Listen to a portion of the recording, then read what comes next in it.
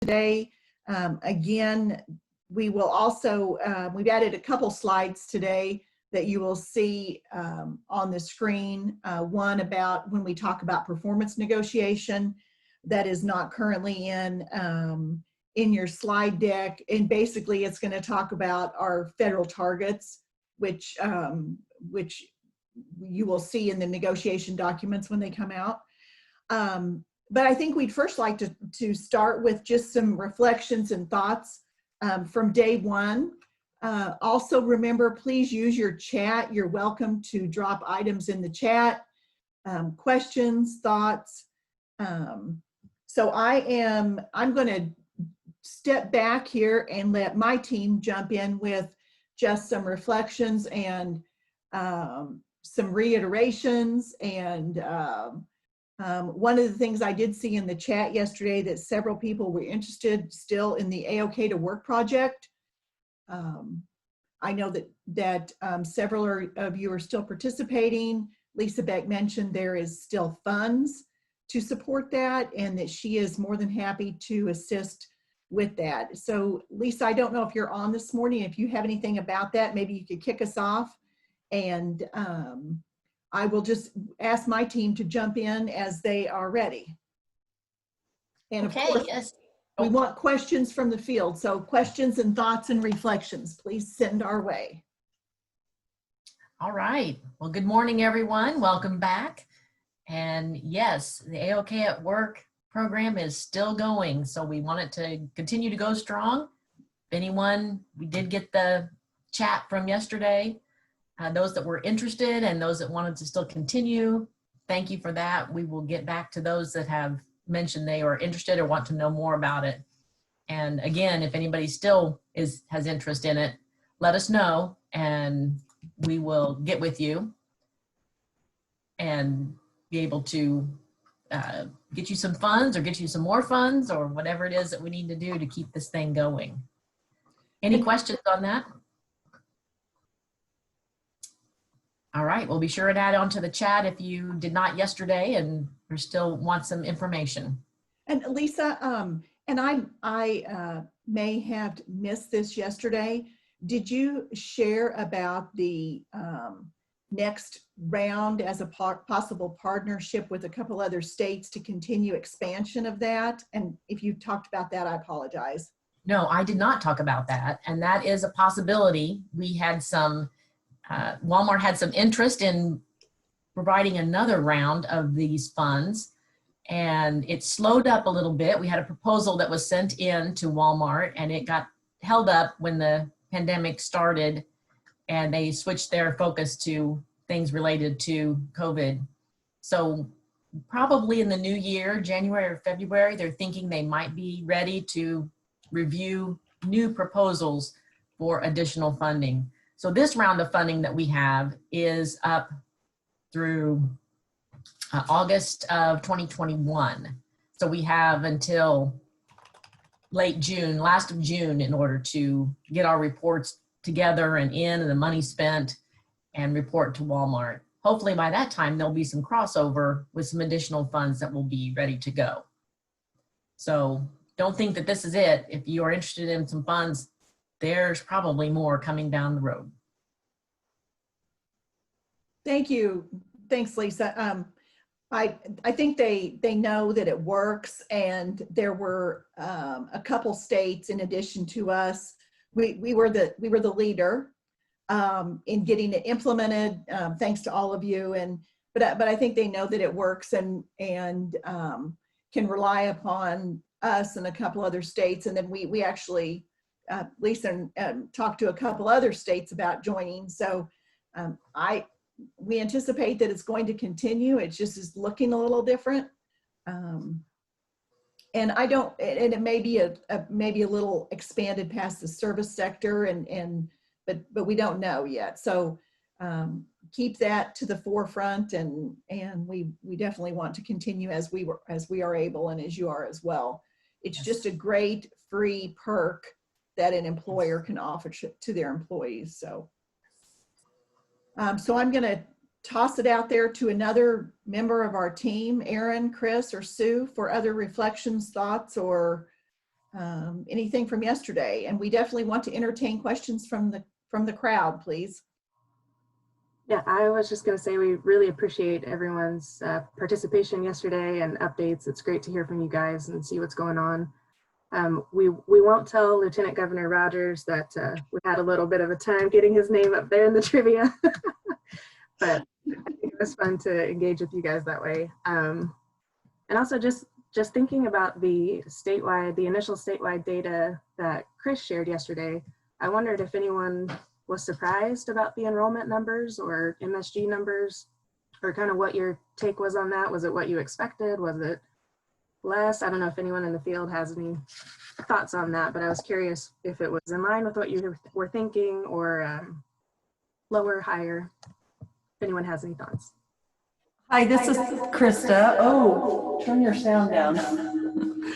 I know we were on track to be well above where we were, and so it was very frustrating and disheartening to me that, we still managed to get in over, 300 students, but we were on track to be quite a bit over that and didn't happen. So my whole staff was a little disheartened by that. So, and it's not, I'm having a hard time with morale right now, just trying to keep that, going. So, but we are doing some new things I don't want to share just yet because it's not off the ground yet, but hopefully that will be helpful to draw some more students in. So my 2 cents. This is Kelly, and I'll tag on to Krista. We were 1 student short over FY the year before. And at first my gut feeling was, dang, we cut down a whole enrollment for all of our programs, we would have been well ahead. But then if you take in a pandemic and we think, hey, we pretty much held even in 3/4 what we did a whole year before, I guess we could try and look at it the positive way. We were bummed, but trying to see the sun through the clouds, and we're also trying to really shake things up and meet needs that will also meet the childcare, transportation long after COVID's gone. This is Karen. Chris, I understand what you're saying about staff morale, and the building has been opened back up since June 1, but we could start working with our students again in the middle of May, which we did that in our parking lot. What I will tell you is this: it's been a difficult summer with morale, but I have periodically had all staff meetings, including volunteers, for all of our programs. And I have done some morale building type activities with them. Nobody wants to live under the constraints that we're living under right now. And we have to, you guys know that, I'm preaching to the choir here. But we do have to make sure that our heads, as a leader, our head is wrapped around exactly what we need to do in order to move forward. Yes, we were on track to blow the numbers out of the ballpark from what we did a year ago. We did have an increase from a year ago, and I am so grateful that the instructors did post-testing, most of the post-testing prior to being shut down, because that was a nightmare for us. So that's my 2 cents. This is Mary Johanning. I equal each one of the directors before me. We were looking at great numbers, and I feel really good. We hung on we went straight into remote, and we have been teaching remote. I mean, we're doing it today. So our teachers have been such, the one thing for us is because we have so many regional programs, getting staff time and getting them all together is really difficult, but remotely it's not. And so I found it really, really gratifying to have the opportunity to have all our folks online together and to be real problem solvers. So it was a real exciting time from that perspective. So, and I think has changed the way in which we're going to do business. Mm-hmm. So remote has been great. we've had students that have hung in and they've been wonderful. We have students that are less than that. We provide a lot of packets and things like that. But mostly the remote, if they took a chance on it, and we have for the fall computers to loan out. And part of orientation is getting their house set up with internet. So, you know, it's a whole different world out there. It is and Mary, I might make just one quick comment about that loaning computers, because this has come up before. And basically, you know, if you have equipment, computing equipment, laptops, et cetera, that you've bought with federal funds, those, obviously you can loan those out to students. You would just want to make sure that you follow whatever institutional or program policy that your college has. And I had a couple of questions come in about that early on and shared that, but never really shared that publicly, you know, obviously with the whole group. So I'm just tossing that out there. So great feedback so far. Let's hear from others. This is a great conversation.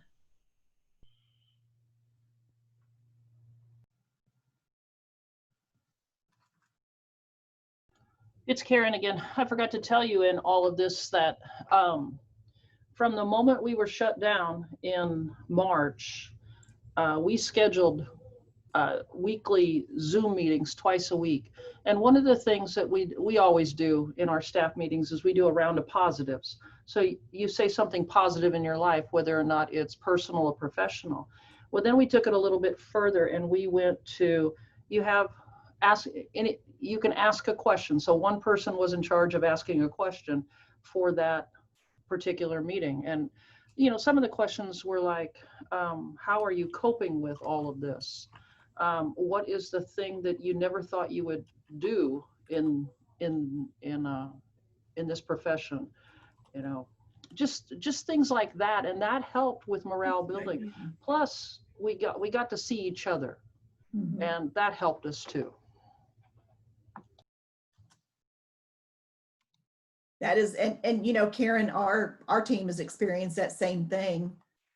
We have a good picture this summer of all of us social distancing at Chris's house in a little celebration for Eric before he left.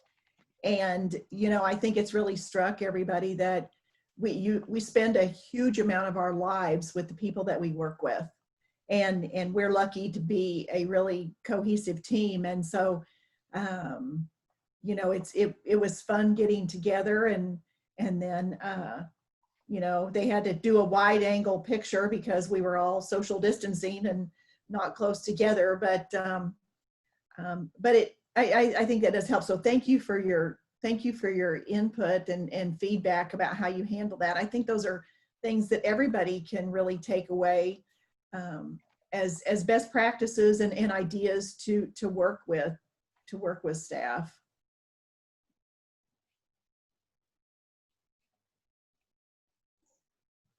Others out there? And Aaron stole what I was going to talk about. The data, Lynn Rogers. That's but I think, and Maria has asked about this in the chat, but I think thinking back to the Career Navigator, I know this is a piece that everyone had back in the AO days when we still had grant funding, and then that's something that kind of got relegated to someone else's position. But I think Connie bringing that up yesterday, talking about what we need to do moving forward, having an opportunity for more funding for that, is important for programs, especially as we look at performance negotiations, because we're going to be negotiating all of our targets. Just a little view into what we're going to talk about more this morning.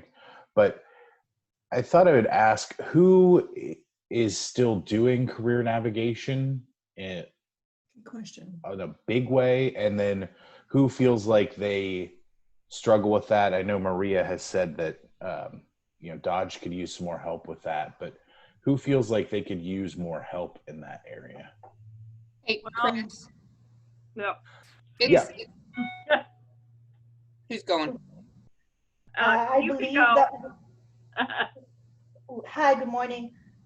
So we have, this year I put our data entry specialist as the career navigator, in the sense that I think that's very important. And because of the language, she can help more of our Hispanic population. So we will be needing more guidance on that if we may have it. Chris, this is Kelly, and when Eva came on board, and she was with me 2.5, almost 3 years, majority of her job, aside from data, was around career and college navigation. I will say she did spend, the college navigation piece was pretty big, because those that were interested and needed support in applying FAFSA, getting connected for tours, that was worth it.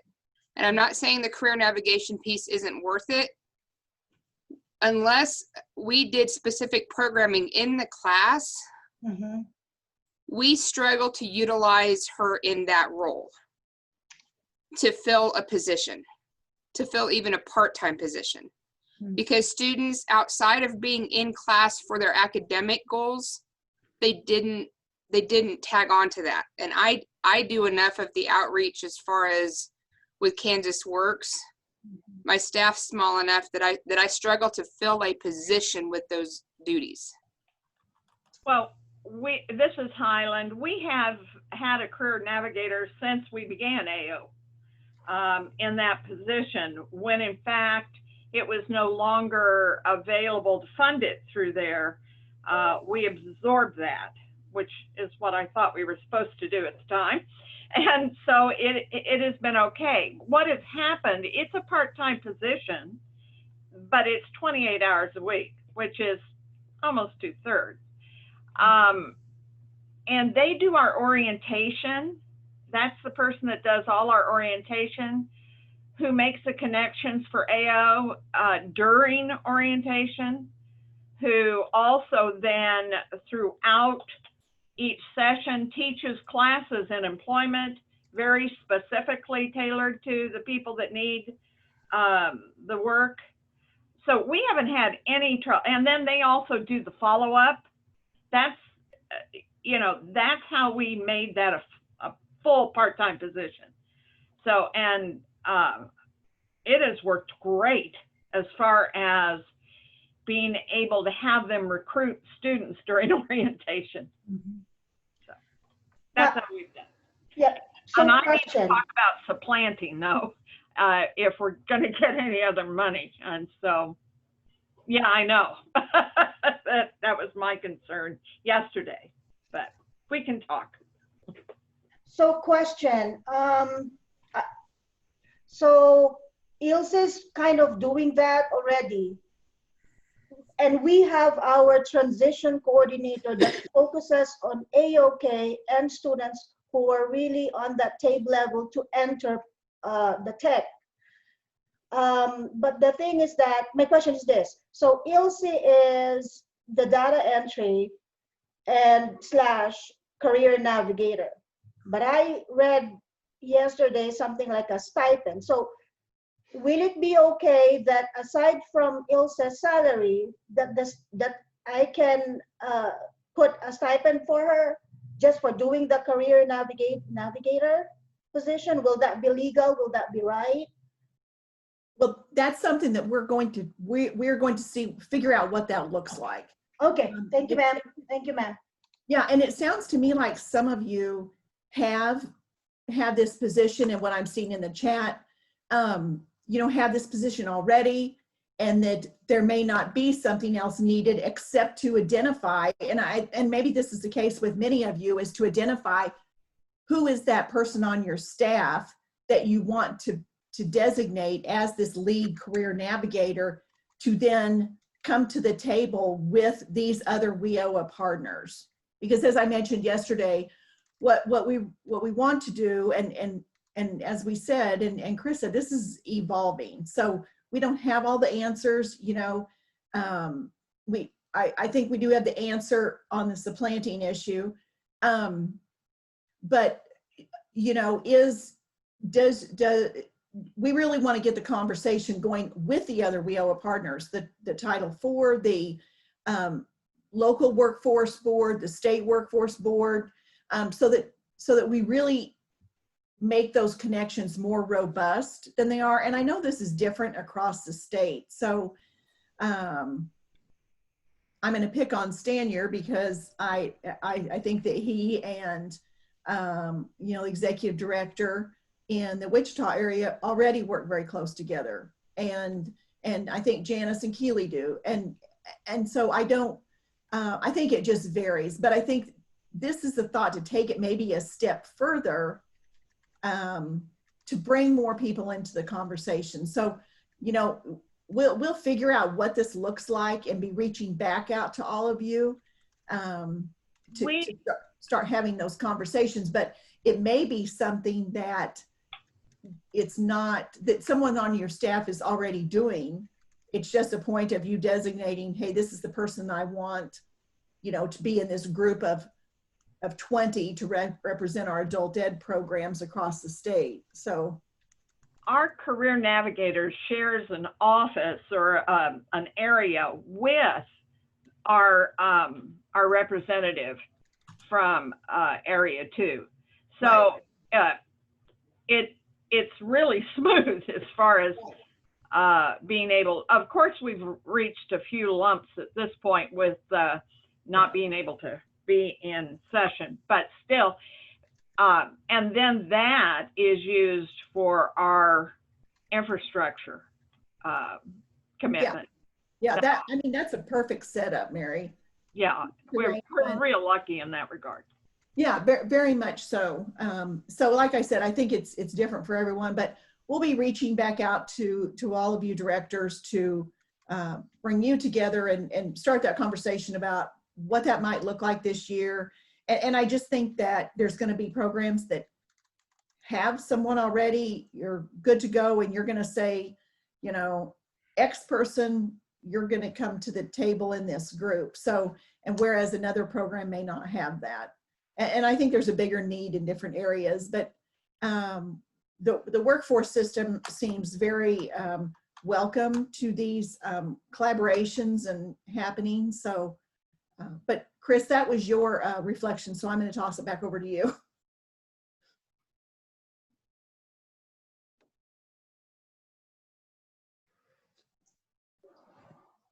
Well, that's hardly fair. Oh, well, I'm actually having some internet issues today. Yeah. Where we live. So I was hoping you were still there.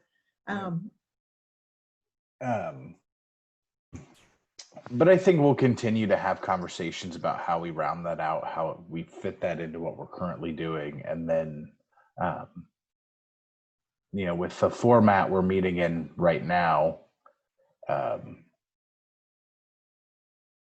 I think it was better to just introduce that idea, get people thinking about it, and then we'll plan on having more conversations moving forward.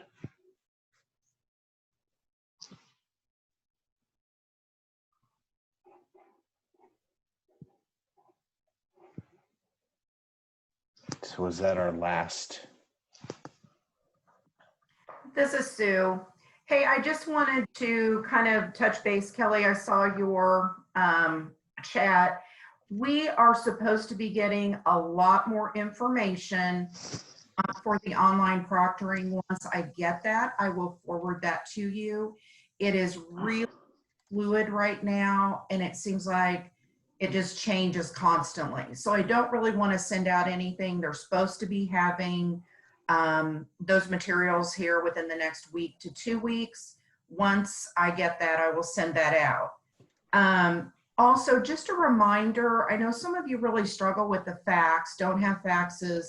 I can send you an encrypted email and you can attach your compulsory forms to that. You don't have to fax anymore. They have opened up our encrypted email. It cannot come regular email. It needs to be attached to the encrypted email.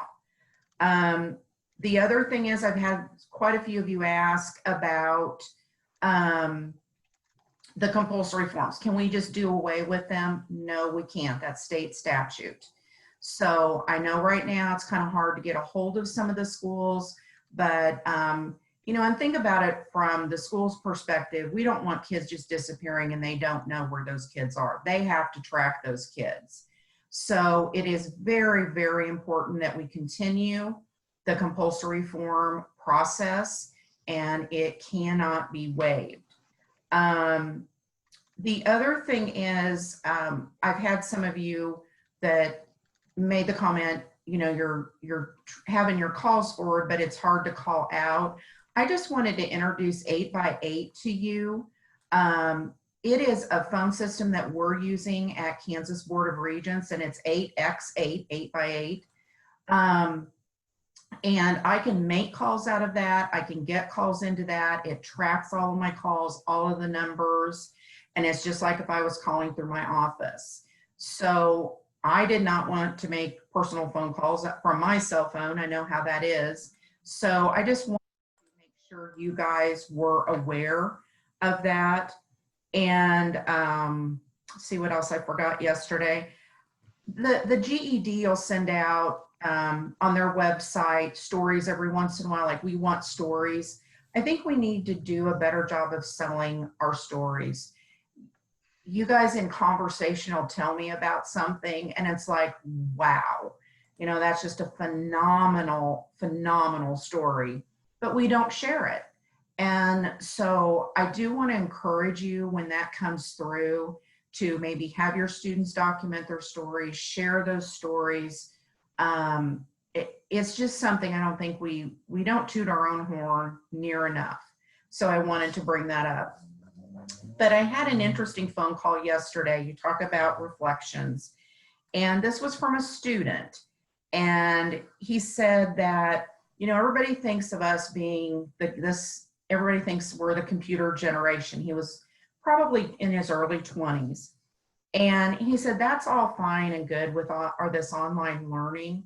But he said, we even have sat physically in a classroom. I made notes. And we've been educated physically, the majority of us in a classroom. And he said, kind of the missing piece here, I think for my generation, is a self-discipline from home and not having those cues, I would call them directives, that are given with in-person educators. And I think we kind of forget that piece. It's interesting because that's a reflection from a young man and saying, I like the online, but I'm missing that self-discipline. It is so hard for me. When I was sitting in the classroom, I had that teacher saying, okay, Johnny, get back on task, you know, those types of things. And I thought that was kind of an interesting reflection. And I also just want to comment how many phone calls I get that give you accolades. And I want to continue to say that Kansas is doing a phenomenal job. We are acknowledged in GED meetings about some of the things you're doing out in the field, some of the things you're doing out there. So I do want to thank you again. And I look forward to the rest of the day. And as you know, if you need anything, certainly call, email, or put it on chat if there's anything else we can do. Have a great day.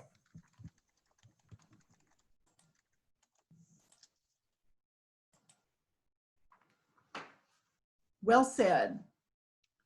Well, I think that was a great conversation, and lots of good thoughts and information. And I hope that you continue to share those in the chat and then share those as we move through our day. And one thing I might throw out there is if you have, we would be welcome to receive your input and ideas and what you're using around your professional development or your staff morale ideas.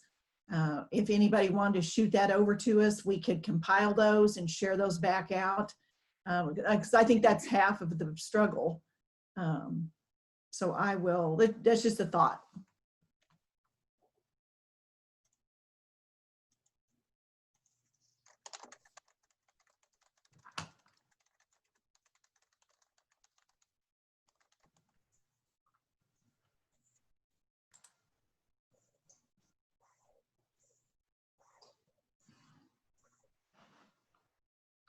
Okay, is everybody ready for trivia question number 6? Everybody remember, Bill, Get your chat ready. remember you can't win again. Fine. I really like the way that came out, Bill. All good, all good. Okay, everybody ready? How many years does a United States Senator serve? Oh, they're fast. Did Karen win already? Karen. No, I did not win yesterday. I'm not very competitive, you guys. I'm just No, letting you know. Karen, you won today. Today's the day. Okay. You guys are going to like the prizes too. So remember, at the end of the day today, send me your address so I can send your gift card. Well, those of you that win anyway. Yes, good point, Sue. I mean, this new way to select programs for monitoring is fun. Oops, I thought I was on mute. Chris is always the jokester. Now, Chris, if Octave said that to us, we wouldn't be laughing, right? No. No, but that's over. We're clear. Another 10 years, we hope.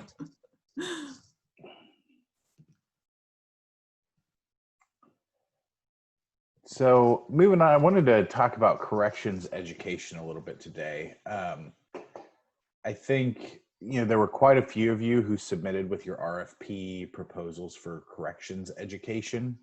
I think there was a little bit of confusion about those in that there might be extra funding for that, and there's not. So there's a difference between IELCE, ELCE. For a long time, we've gotten used to that being a separate funding source within our overall adult education funding that we get from OCTAE. Section 243 under WIOA. Section 225 is corrections, and what that does is allows us to spend money in corrections. It does not give us an extra allotment for that.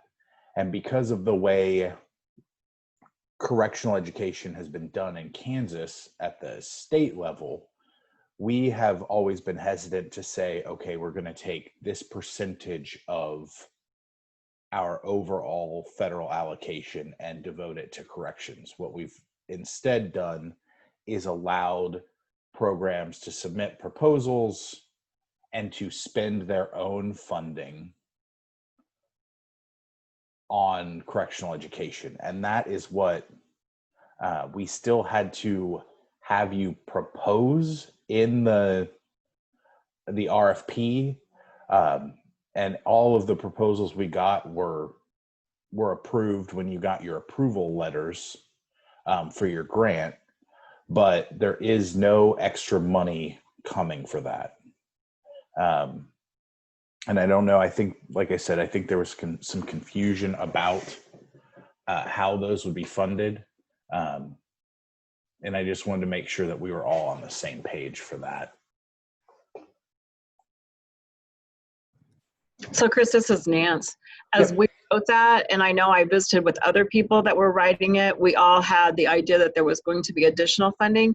Mm-hmm. So with that in mind, and I know that I wrote in mine, should funding be available, we would do this, this, and this. So I would assume then we're not being held to the standard of like adding another instructor since we don't have extra money. Am I correct? Right. Okay, thank you. So yeah, some of the things that we did with the RFP were things that Octave made us include, because we had to have an amount that you were requesting to spend in corrections, which then made it look like we were going to give you extra money to do that. But the problem with that is that if we gave you extra money to do that, we would be pulling money out of the performance funding formula. So we would be taking money out of that formula to then give you. And it would pretty much be a wash, because you would be losing your formula funds. And I think as we were looking at this, as we were writing it, for several of us, we thought that there was a different funding source for that. And that's why we put in the extra time and effort trying to like fill that out and to flesh out what we would do should there be extra funding, not thinking that it would be taken out of anything that was already current for adult ed. So totally understand that. I just think there was a real misunderstanding about what we were doing in that section, because several of us I know were like really working to try to put together a plan should there be additional funding. So thank you. So then I have another question about that. This is Leslie from JCCC. So if we wrote that in and we did not receive additional quote unquote corrections funds, are we then, so I guess what I'm struggling with is are we therefore expected to now go do in corrections what we put in our proposal? But I don't know if that part of the proposal was funded or if funding was for traditional classes. The correctional funding is an allowance to spend the funds you receive in corrections. Hang on, say that one more time.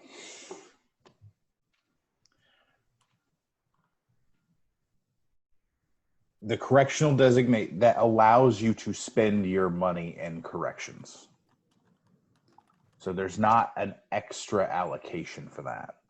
But my question is it now expected and required because we requested money for it, but the money has not been deemed for corrections? It's not expected that you do it. You don't Okay. have to do that proposal. But Johnson County's was a little bit different than what some of the other correctional proposals we got, because you would be working with a county jail.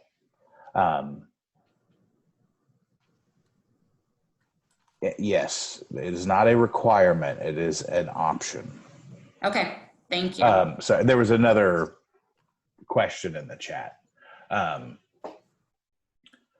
But that's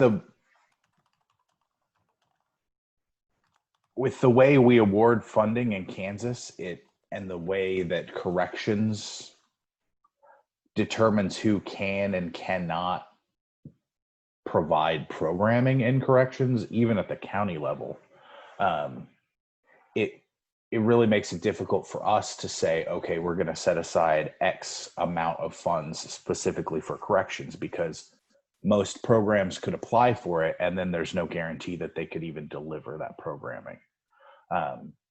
So I'm sorry if it was confusing and that we thought there might be extra money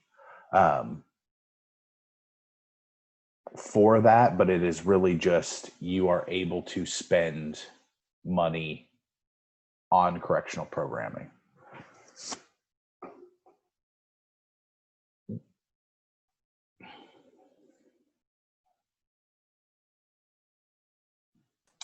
Chris, there was a couple. Yeah, so there are a questions. couple questions One of them I about answered. funding so corrections does not get any federal funds for adult education. They run And that's why we have hesitated to allot part of our funding for corrections, is because they have state funding for correctional education, both career tech ed and adult ed, but they run their own RFP for those services. So they select their providers. So the last RFP that was run by the Department of Corrections, Greenbush, so Southeast Kansas Consort, whatever their full name is, was awarded 6 of the 8 correctional facilities, and Barton Community College was awarded 2 of the correctional facilities. Greenbush has then been subcontracting out with some of our other adult ed providers. Nance is at Norton. Jennifer Anderson is at Winfield and Hutch. Butler does some things at El Dorado. Am I forgetting anyone? But I think maybe that's it. Yeah. I was also going to share that, as Chris mentioned, like this was just an anomaly in dealing with Octave with this, because we had to put a certain percentage amount in what we in the RFP and like our instructions and everything to get it approved by Octave. And but we had to explain to them that we don't just award funding for corrections, because the correctional system is who determines who the providers are. And obviously, like Chris would agree, it's not like that in every state, but you know, we had to make some of those adjustments to get our RFP approved and the instructions so that we could send it out.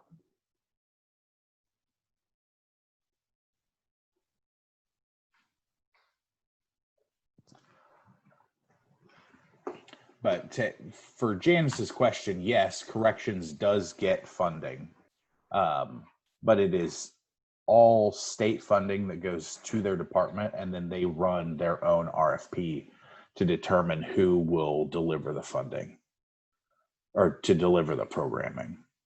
And that RFP was done 5 years ago, Matt? That sounds about now more than 5 years, probably 6 or 7 ago now. Because we are on the last 2 years of a 10-year contract. Okay, I couldn't remember how many renewals we were into at this point. But Janice had also asked what fund sources are available to support ABE, GD, and corrections.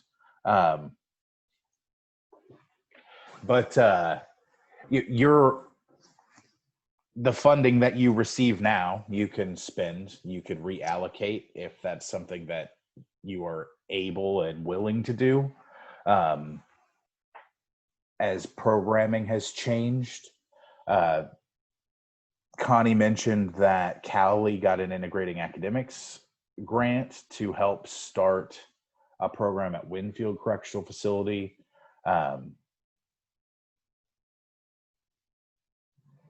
And it also kind of leads into the next bullet that I have, talking about AOK and corrections. I think AOK and corrections works extremely well once you get things up and running and you have your student selection process in place. Not only does AOK provide extra funding on the college tuition side of things, that if you have a conversation with your institution about how that extra funding could be used, that can support an instructor that you have that would be at the facility for at least part of the time. I also think with SB 199, with the Kansas Pathway to Career, having that additional high school completion option that is paired with CTE and is ready-made with AOK, I think that provides a very attractive solution to help individuals who are incarcerated get the skills training they need, get their high school equivalencies so that when they release, they are ready to go to work. So if anyone has questions about how AOK might work, if you want to start offering AOK in a facility, please reach out to me. More than happy to walk through how that might work, facilitate conversations with the Department of Corrections, which also leads into I know some of you, I don't know, maybe Jennifer Anderson should talk about the Kansas Consortium for Correctional Higher Education, since she's the secretary of that organization. But I know some of your institutions are involved in this, but I wanted to bring it up again because there might be some of you who aren't aware that Kansas Consortium for Correctional Higher Education was started last fall. And it is an organization of Kansas higher education institutions, the Board of Regents office, and the Kansas Department of Corrections. And that group is to help facilitate delivery and expansion of post-secondary education opportunities in the Department of Corrections. There are 10 or 11 institutions now, so several community and technical colleges, and then Washburn University, University of St. Mary's, and Donnelly College out of Kansas City.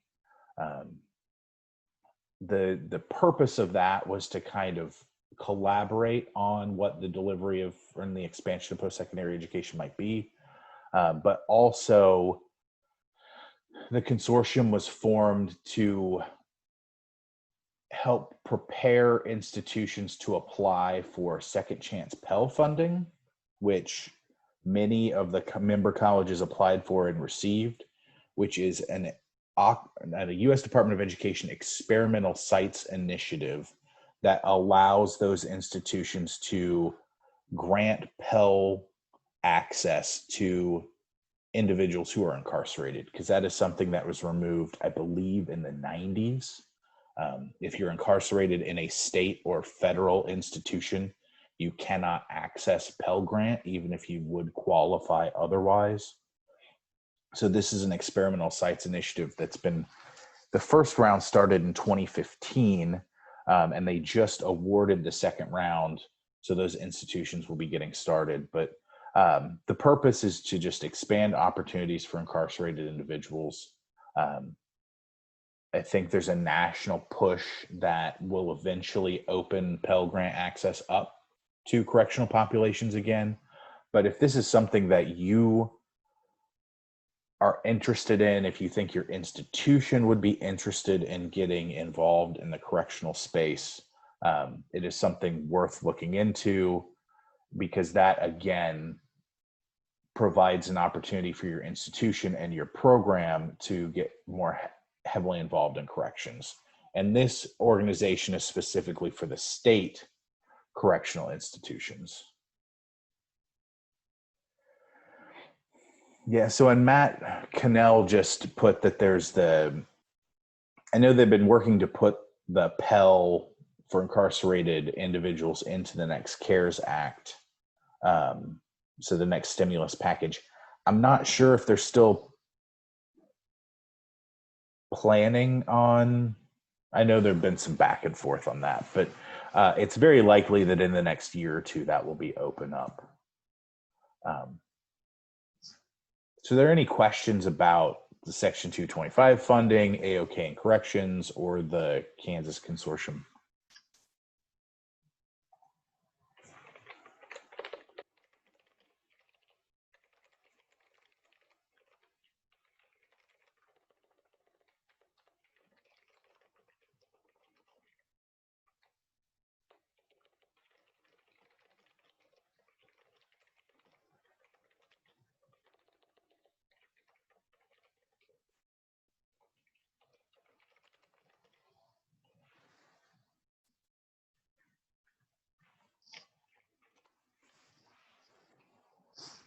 Okay.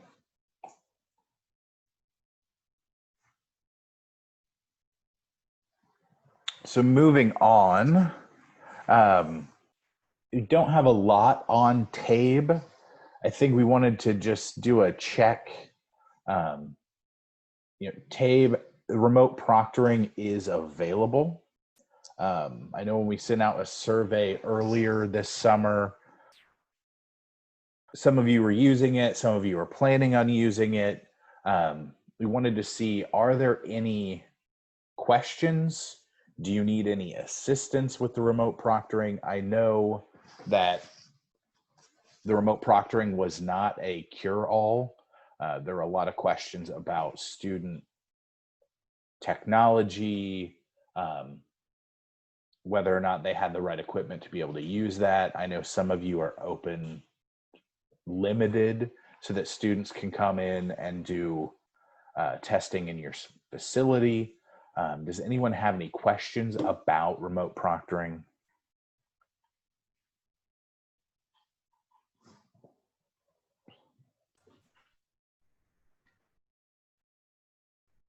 Chris, there was a question earlier from Kelly Mowbray at the beginning of the meeting about proctoring GED.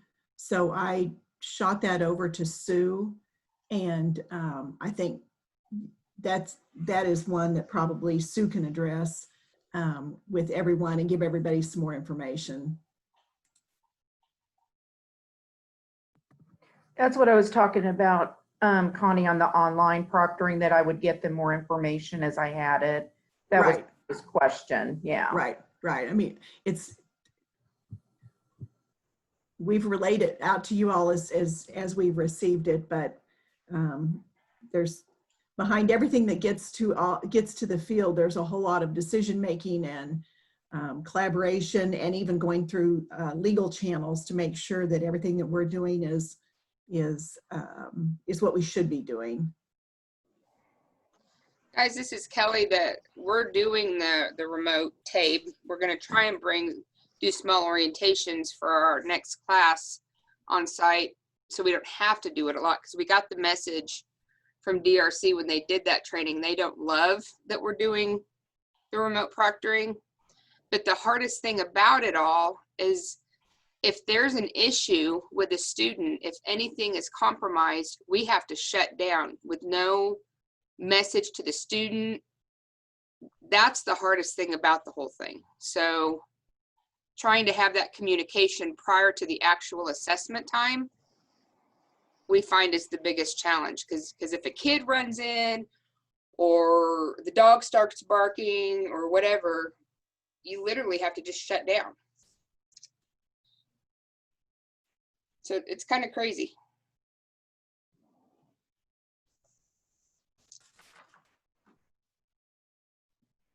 Chris, it looked like there's a couple other questions in the Zoom chat there. Yeah. Can you see those?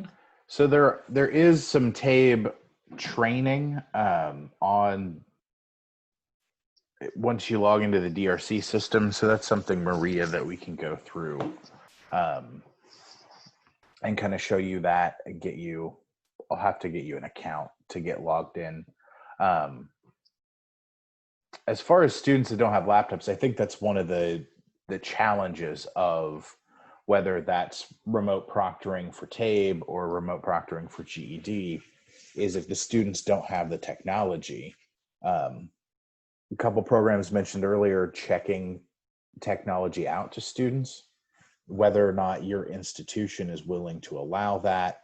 I think that's one potential solution, or having them come in, trying to set up a space at a library. And all of those things, it really depends on what the comfort level is. But to go back to what Kelly said, DRC doesn't love doing this, but we don't really care whether they love it or not. It's something that we needed. Again, it did not solve all of our issues around testing, but as long as you're following their test guidelines, they can love it or not.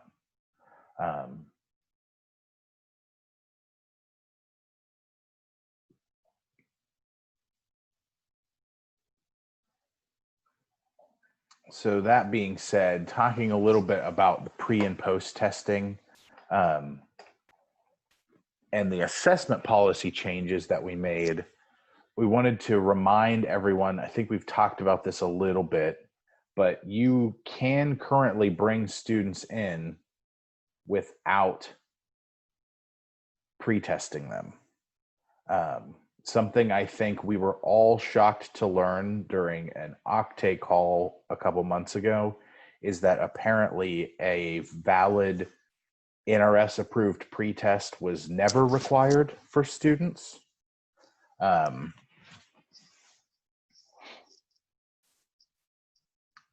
But what we have done with our assessment policy for the duration, I think we've said it, from about March until the end of this year, you are allowed to bring students in without having pre-tested them. That does cause some issues. One, our data system we're going to be working on displaying those on the reports, because that's something Octave doesn't have either. Is if you have a student with a 0 level, currently that is an error and you have to make sure that you get them a test. But for that window from March until the end of this fiscal year, if you don't have a pre-test, you can still serve that student and you can still count them. But you obviously, if you don't pre-test them, you can't post-test them, which means that you lose out on the ability to demonstrate a measurable skill gain by pre and post testing with TABE.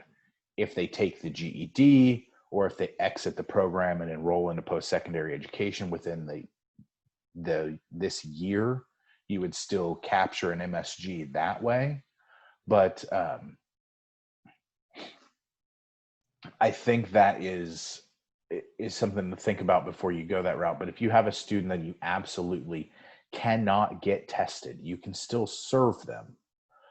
You're just going to have to figure out another way to determine the type of instruction that they're going to need. And I would recommend that you test them as soon as possible. Chris, this is Kelly. So I'm going to jump on that horse. You know me. Yeah. You don't see any future where we would start leaning towards being able to serve more. The recommendation is test as many as we can. This is just a second option if we absolutely can't tape test. Correct? Well, I think as with all things that have happened during the last several months, it does open up conversations for the future, where there might be cases where we wouldn't require a pretest for students. Can you think of one to help me wrap my mind around this? You've asked me a bunch of times. Still asking.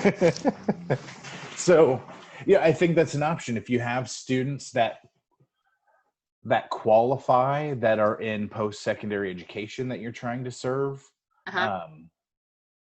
but then we're left with that particular, if they already have a high school diploma, how do you determine whether or not they're eligible unless you have, I mean, we're not going to be able to get around that, but if we have another way of determining their eligibility, we wouldn't necessarily need that pretest. And you said you're going to update ACES, so if we have somebody that we do this with, we won't have errors on our reports. It will still show up on the DVC as an error, but I think we'll just change the way that we respond to it. Okay. And it will be similar to when we have you check duplicate last names. So if you have a student with the same last name, we make you just say, okay, these are different people. We didn't accidentally enter someone twice. Okay. We will change the DVC to say, okay, this student doesn't have an entry level. Is that correct? the preference will always be test them. That's what I need to hear you say. But this does give us flexibility if you are absolutely unable to do so. And if there, we do quite a bit with the Microsoft Office, we still need to, I mean, they'll still need to qualify reading, writing, math in order to continue that, correct? Mm-hmm. Okay. Hey, Chris, it's Karen. So Yes. I have a question. Is there an echo? There is. Hector unmuted at the same time. There we go. Sorry, Okay. Hector. So in your opinion, your professional opinion, if we cannot get these people pre-tested, is it still better for us as a program and a state to work with more people, even though we can't do pre-testing and then again post-testing? And what I'm referring to is our AOK at Work program. They're already gainfully employed. We would be going in and working with them, not just on skills to pass the GED test, but other skills. So my question is it better to have more people enrolled in the program than having more people enrolled in the program and not have the pre and post testing? Does that make sense? It does, but I mean, we're still, at this point, we're not changing the way that we're funded. So, So it still impacts us with the measurable skill gains, but then is it a wash? If we have more people, does that wash out not having those measurable skill gains? it depends on what outcomes you're getting, but there are far more employment-based outcomes than there are, because in our formula, we're not currently weighting any of the outcomes. So a measurable skill gain is worth the same amount as being employed second quarter after exit, fourth quarter after exit, or being above the state median earnings. So in that sense, if you're working with individuals who are employed and they're employed in good jobs, or you help them get into a better job, that student on the funding side could be worth 4 times more than a student that you have bring into your class. They're in traditional classes for 100 hours and you pre and post tested them and they get an MSG. Does that answer your question? Yes. So it can be, to summarize it, having more students could be better if they are getting other outcomes. But what does that do to our performance negotiations as a program and as a state? I think we had a similar discussion about this last year. Kansas's measurable skill gains are incredibly high compared to other states. Is it going to hurt us? No, not necessarily. It's a balance. It depends on how much we're sacrificing measurable skill gains for some of the other performance indicators. But if we take it if you take a more pragmatic view of it, I would much rather that our students' employment outcomes be good than they demonstrated an MSG by pre and post testing with TABE. Okay, all right. Thank you. Yep. Yeah, if we can increase our students' employment outcomes, I think we would really be able to explain that to Octave why our MSGs are lower. Hey, Chris, this is Hector. Yes, Hector. Then, with the understanding of, or the best practice will be to always test, is there any way in ACES to have an option to have a different testing? We have the tools. We have Burlington English, we have Aztec, we have Axon, we have WorkKeys, we have probably some in-house tests. Is there any way we can track just that? I know we can use the notes. In some cases, we have used the notes to keep track of that, because that gives us an gain, or at least a measurable movement from the students from one point to another. Is there any way we can track that in the system? Just food for thought. I think it would depend on what that looked like. We wouldn't be able to use them as a reportable test, but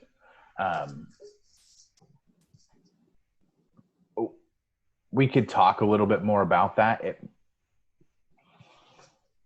and see what you want out of it. Because we're not in our data system, we're not going to be able to build a student tracking feature that's better than what Aztec or Burlington English have within their products already. So it depends on what you want to get out of it. But we could definitely have those discussions. Yeah, I can talk to you after. Okay. I can tell you how we keep track of those data and how we're moving those students forward.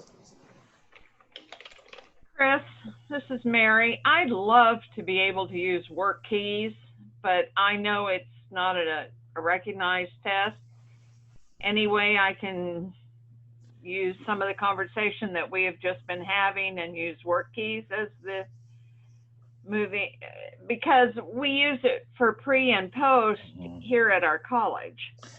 If you can convince ACT to submit it for NRS approval. Well, I mean, you can, along with this discussion, you can use whatever assessment you want in-house for your students. correct. But the Department of Ed decides which tests we can use to report official student progress. And right now we're limited in, we have TABE, CASAS, Best Plus. Are we close at all to a crosswalk for TABE and WorkKeys? I doubt it. Huh. Unless someone hears of something that someone developed third party. But even if there were a crosswalk, you could use that within your program. But we're not going to be able to crosswalk a WorkKeys test to a TABE scale score and have you enter that into the... We never have done that, but previously when there was a crosswalk, we could give them the TABE test and it would crosswalk to the college outcome of WorkKeys. Right. So it kept students from having to do quite so much testing, and it was a better equivalency. But you can still use the WorkKeys test for the college readiness measure. Right. But yeah, as far as like official NRS reporting, it's just TABE. I just tried. If you want to convince ACT to resubmit it for approval. I have so much pull. Thank you, Chris.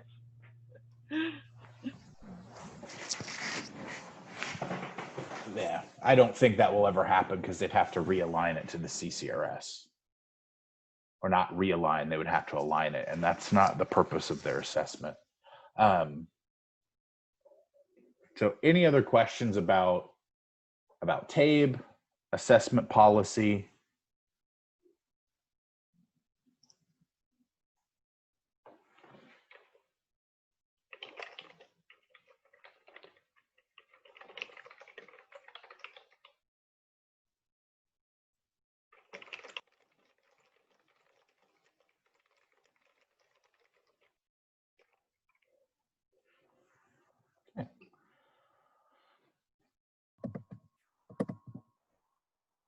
All right, everybody, we got trivia question number 7.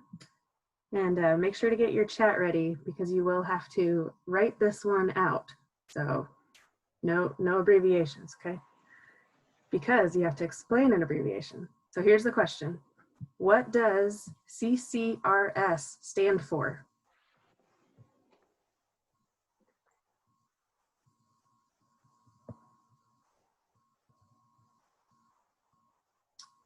Nice, Heather, very good. Heather Leiden, congratulations, you are the winner. Very good, everybody. Okay, great conversation this morning. Let's go ahead and take our break. We're going to change our schedule a little bit and take a 10-minute break now. So I show 10:13, so let's be back at 10:23. We'll see you in a bit.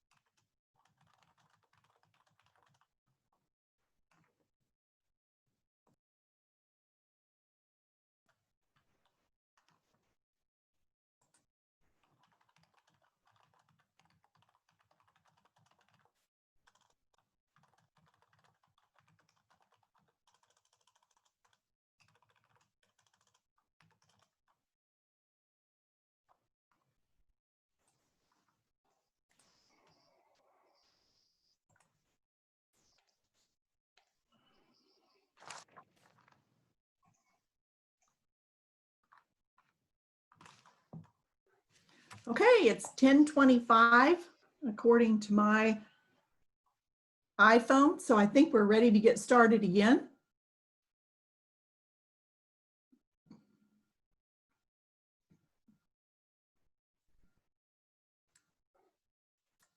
And the next topic we'll discuss is performance negotiation. So Chris, if you want to jump in there, we will get rolling. Yeah, so performance negotiation documents will be sent out first week of August, which is next week. And this year will include measurable skill gain, your GED pass rate, and then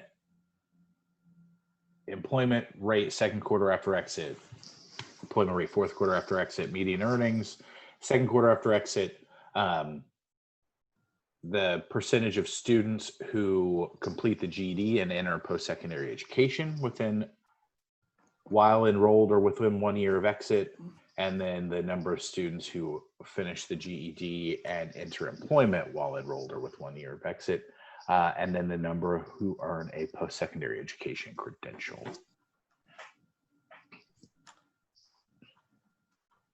Questions about that? You all will receive your data. What I'm going to talk about next is our federal negotiation and the process we went through to negotiate targets. But what question do folks have about this negotiation process? We'll just open it up here.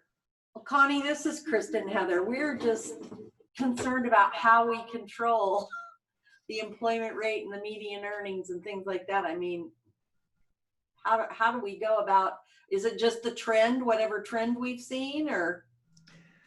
I mean, it almost, you know. That's the only, I mean, we can't influence that. Right. We had, I mean, with this exact same conversations that we had with Octay. And stupid Octay. What? Chris, were you going to say? Yeah, I think it's a cop-out to say that we can't influence that. How do we influence what their earnings are?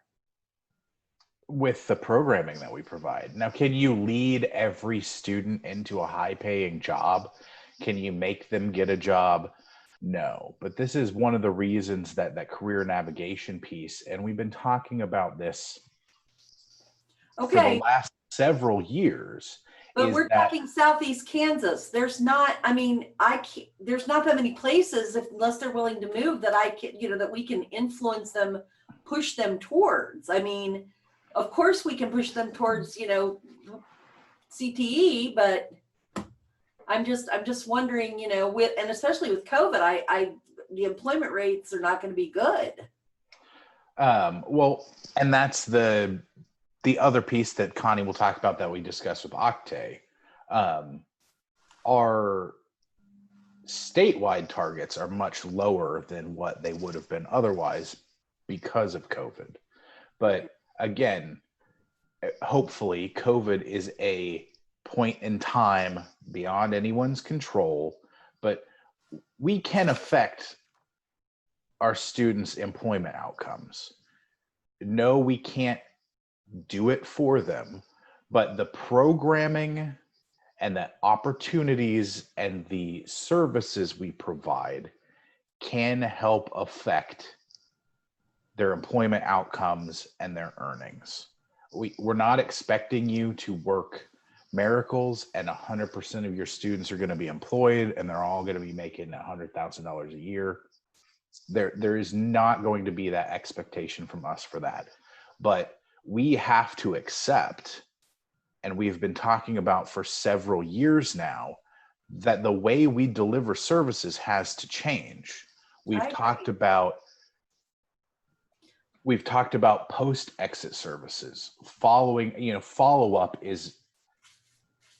doesn't have to just be checking in with a student 6 months or a year after they leave and saying, hey, what you doing? We can provide students support to try to maximize their chances of getting the education they need to get into gainful employment, family sustaining wage jobs. I hate when we say, well, we don't have any control of that. Can Well, we control it for our students? No. Yeah, oh, yeah, of course it's difficult. And being co-located with Kansas Works in 2 of our facilities, they've also expressed issues. They have jobs and no people to fill.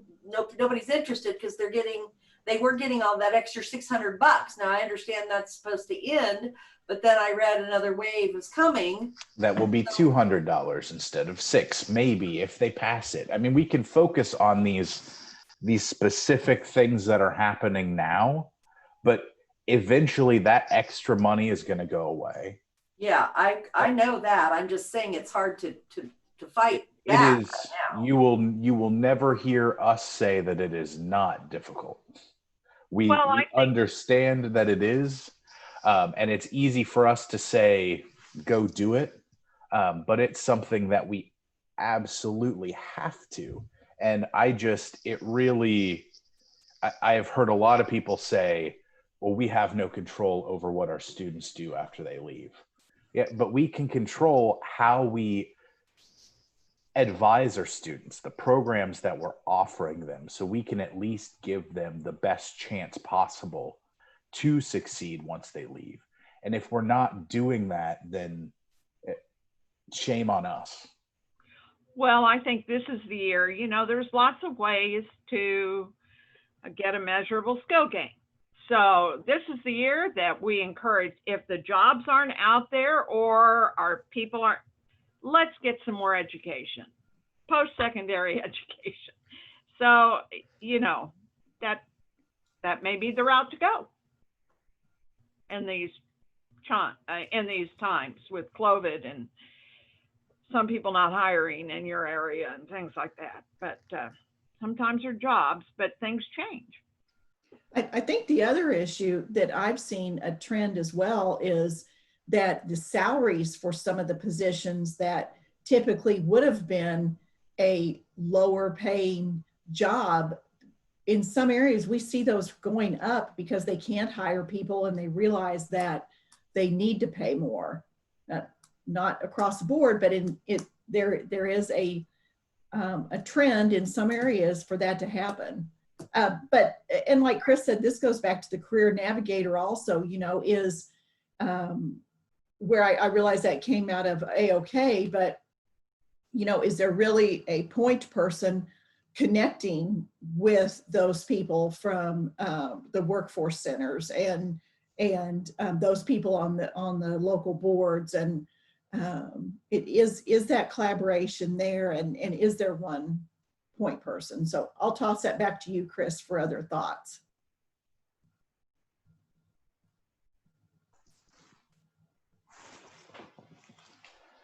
Does anyone have any other questions about or comments? I don't know that I have any additional thoughts, but I think, as we have said, this is not easy, but it is something that we're going to have to address.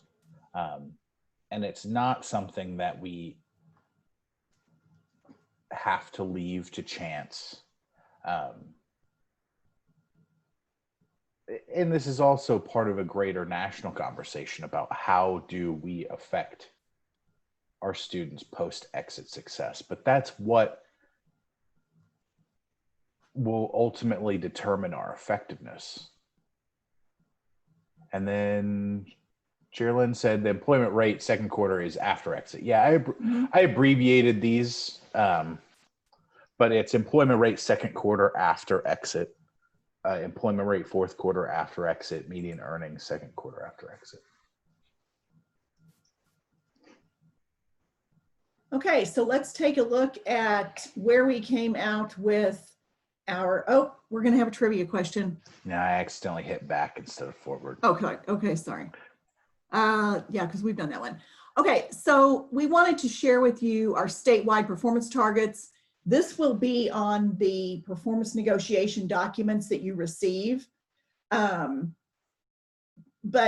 we actually had to work through a tool that Octave had, which does all these calculations to determine where we should land at a target. And the one thing, as Chris mentioned, is that the last item on there, MSG, Kansas has performed so well in that area and in others that we, really kept reinforcing the, that our state is doing well. And I didn't put, I believe, weren't we number 3, Chris? I didn't put this. We were. We'll update our advocacy document, but our state was actually 3rd in measurable skill gains and in the top quartile for everything else. So I know that this is a time that COVID has everybody stressed out. Your staff are stressed out, stressed about enrollment and everything, but really Kansas you all do a great job, and we will share that out, but it is in the top quartile for everything. So we have a little one there. So you'll see the 2 different columns. Negotiated, that is program year. So we are in FY21 for our grant year, but it's program year 20 for OCTAE. And you can see the negotiated targets in that first column. And then again, the negotiated for program year 21. You'll see that they all bumped a little bit. We were able to keep that to a minimum on raising those. And then just a reminder, we have to hit 10% of that target. 90% of those targets to actually meet performance. So the first column you see is for the current year that we're in, our current grant year. The next column is for that following grant year. So we went through this process to negotiate targets for our adult ed programs. It's interesting to see how OCTAE, so that's the Office of Career, Technical, and Adult Education, is responding differently to states versus the Department of Labor, from what we hear. But from where we were performing, we felt really good about these targets. And again, we will share more of that data next week. But we did want to share, I wanted you to be able to see where we were for targets, and then be able to give you a short explanation and answer any questions about this that you might have.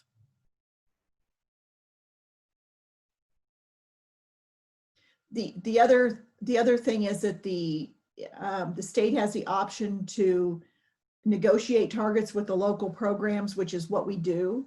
So that document will come to you and your institutional president or your superintendent, and you'll have the opportunity to propose a different target back to us. We just really need to keep everyone, please keep in mind that this is something that is not optional. And we do have to continue really working toward getting those folks employed in good jobs that Chris was talking about. And again, Mary, maybe this is time that you do have more people transition to post-secondary education. So with that, I would answer any questions. Yeah. You have any idea where we are right now? For the year end? 2020. Is this where we're at, or this was the negotiated, right? These are our targets. The column 1 is the targets that we are striving to hit for this program year that we're in. So we're in FY21, in plan year, your grant year, FY21. We are in program year 20, which is column A. So that's kind of confusing because the feds use a different number for program year versus fiscal year. So we're in fiscal year 21 for our grant program year. Okay, so Chris updated that.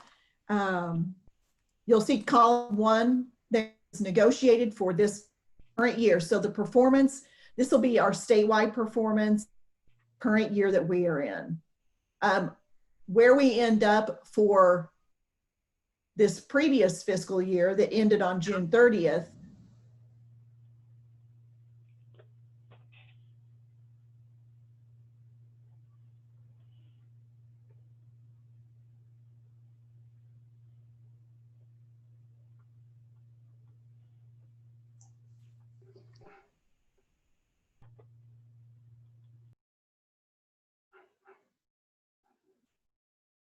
Can anyone hear me? I think we lost Connie.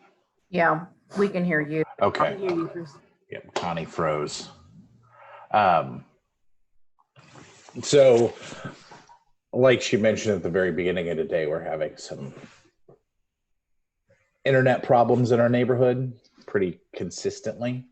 But for FY21, that's the first column there, and then for FY22 is the second column. So one of the things we did when we negotiated with Octave is that given the situation that we're in right now,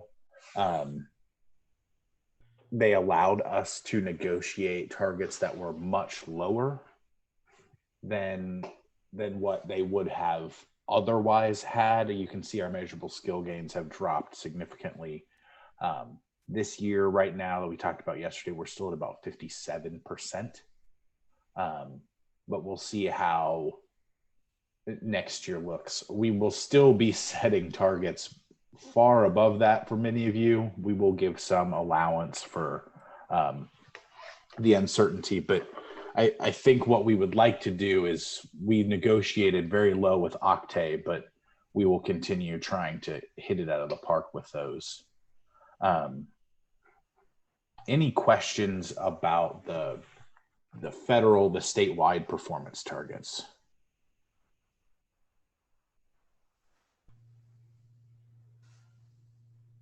Well, Chris, I'd still like to know where we are now. I mean, where we are in 2020. Did we hit them? Did we hit 90% or where did we fall short? Well, we will let you know next week. Is that a part? Okay. Well, we're not done. We haven't right finished with the data yet. So our target for this year was 61% measurable skill gains. Ooh. And like I said yesterday, we were at about 55%. It will be very close. I think we'll be within 90% of our negotiated target. But moving forward, this will be the first time that we have negotiated any targets but measurable skill gains since WIOA was enacted. So we've been tracking and reporting employment rates, median earnings, and credential attainment, but we have not negotiated those targets yet. This was the first time.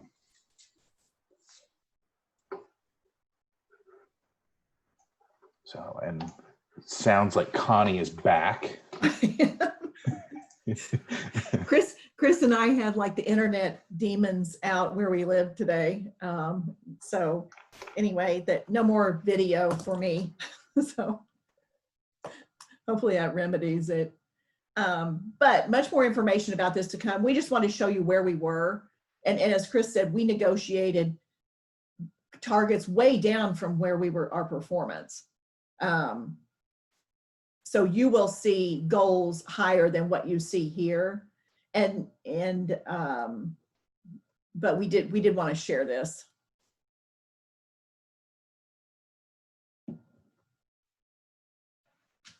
Okay, trivia question number 8. Is everybody ready to rock and roll in the chat?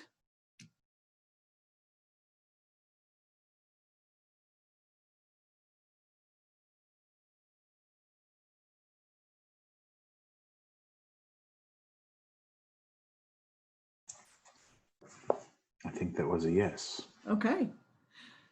All righty. So I just got the message that my internet connection's unstable. So that's great. So the question is number 8, what is the minimum passing GED score for a subject area?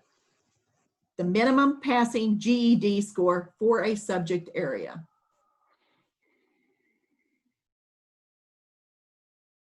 And since my Zoom had to reconnect, maybe somebody on my team can tell me. It looks to me like Mr. Boxberger was the first. Yeah, I think so. Chris Boxberg, because Mr. Matt has already won. So Mr. Boxberger, 145. You're all correct, actually, everybody. But Chris was first. Sue, doesn't it make you feel good that they all got this right? Well, I knew they would because they're so small. So I wasn't concerned, but thank you. Okay. All righty, we will move on.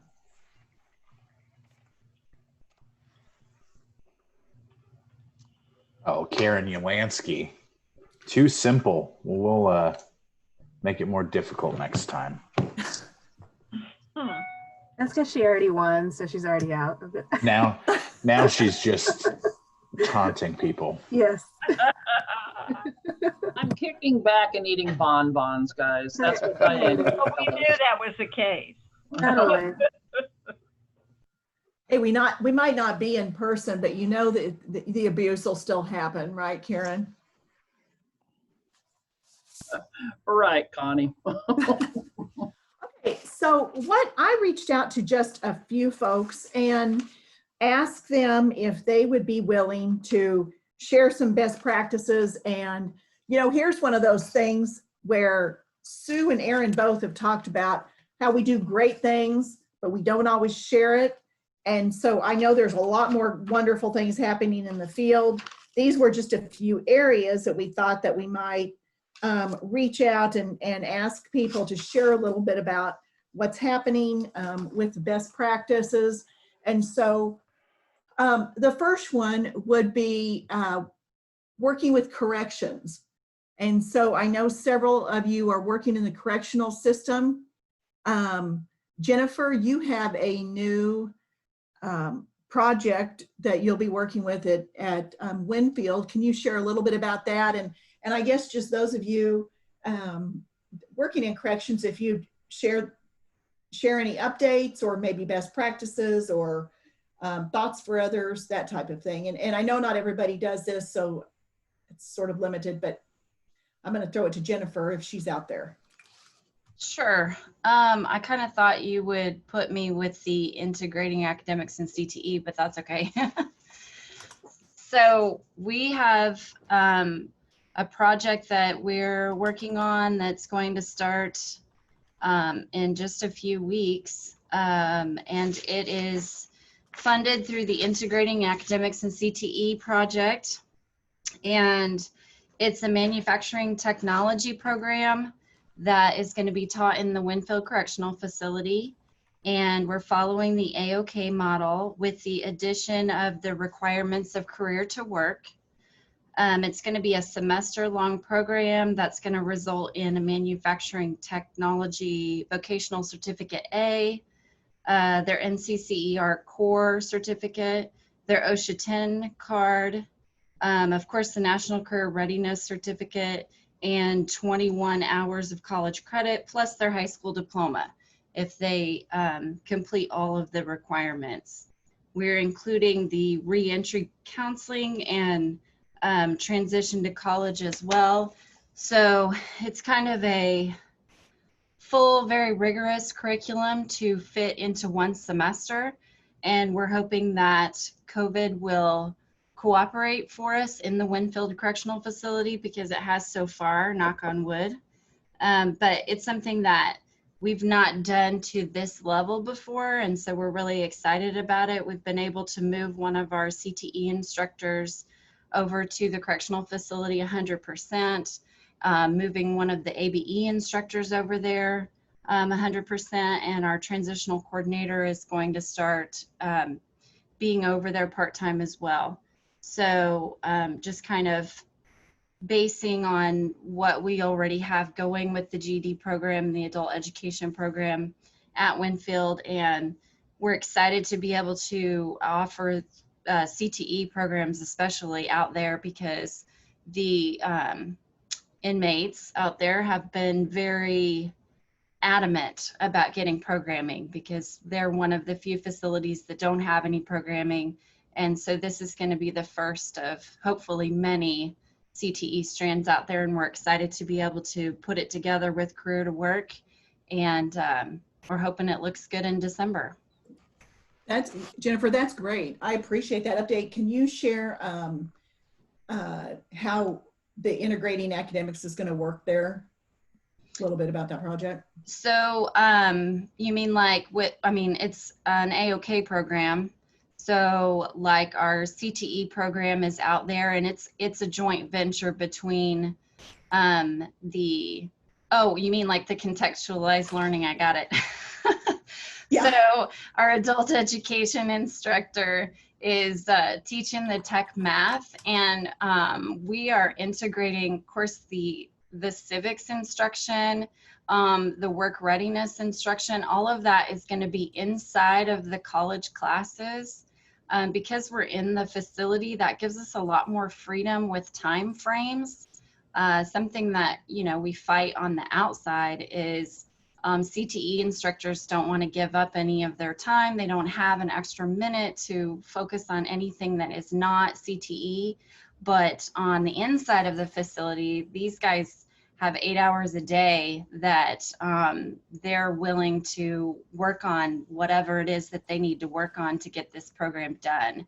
So we're able to use much more time to do the contextualized learning and pull apart that curriculum and be able to have, like I said, the civics instruction, the work readiness instruction, all of that stuff that they're going to need to fulfill those requirements is going to be involved in that manufacturing technology certificate. And then we're working with the employers in the area for interviews when the guys get out and those kind of things. So they're telling us the extras that they want as well for the soft skills, and kind of preparing the guys for what they're going to see in the workplace when they're ready to go. That is super cool. That is great. Well, I think we'll go through here, and then if anybody has questions for any of the folks that present, you're welcome to put them in the chat or ask. So thank you, Jennifer. Mm-hmm. Those of you that I know a couple other are also working in corrections. Any updates from anyone else that is working in the correction system? Nance, are you back in the facility now? We are. We never left. And you never had to leave. Okay, great. Like they deemed us essential. So the AOK with fiber optics has been continuing, and we are starting alternative energy in October. Just hired instructors for that and to replace Brandon as well. So we're looking at that, and also looking at this grant to see if there's a way that we can maybe leverage some of our dev ed through that. So yeah, that's what's going on with us. Oh, that's perfect. Thank you. Anybody else on corrections?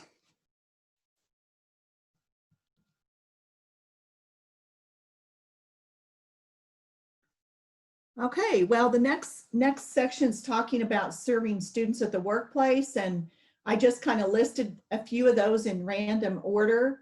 I will let just anyone pop up there to give us an update on what's happening. Those of you that are at the workplace. Perfect. Thank you, Karen. Yep.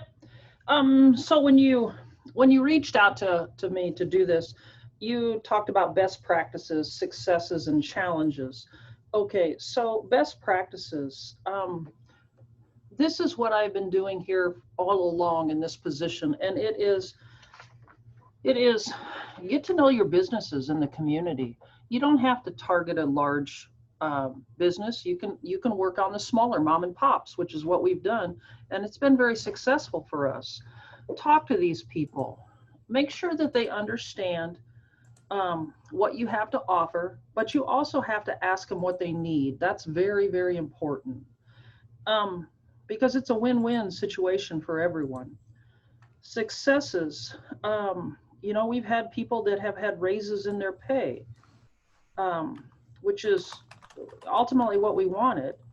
And some of this that we teach, the A game, basic skills, and generational differences primarily. And some of the folks we've heard back from, because we ask them to do an evaluation midway and then at the end of the trainings.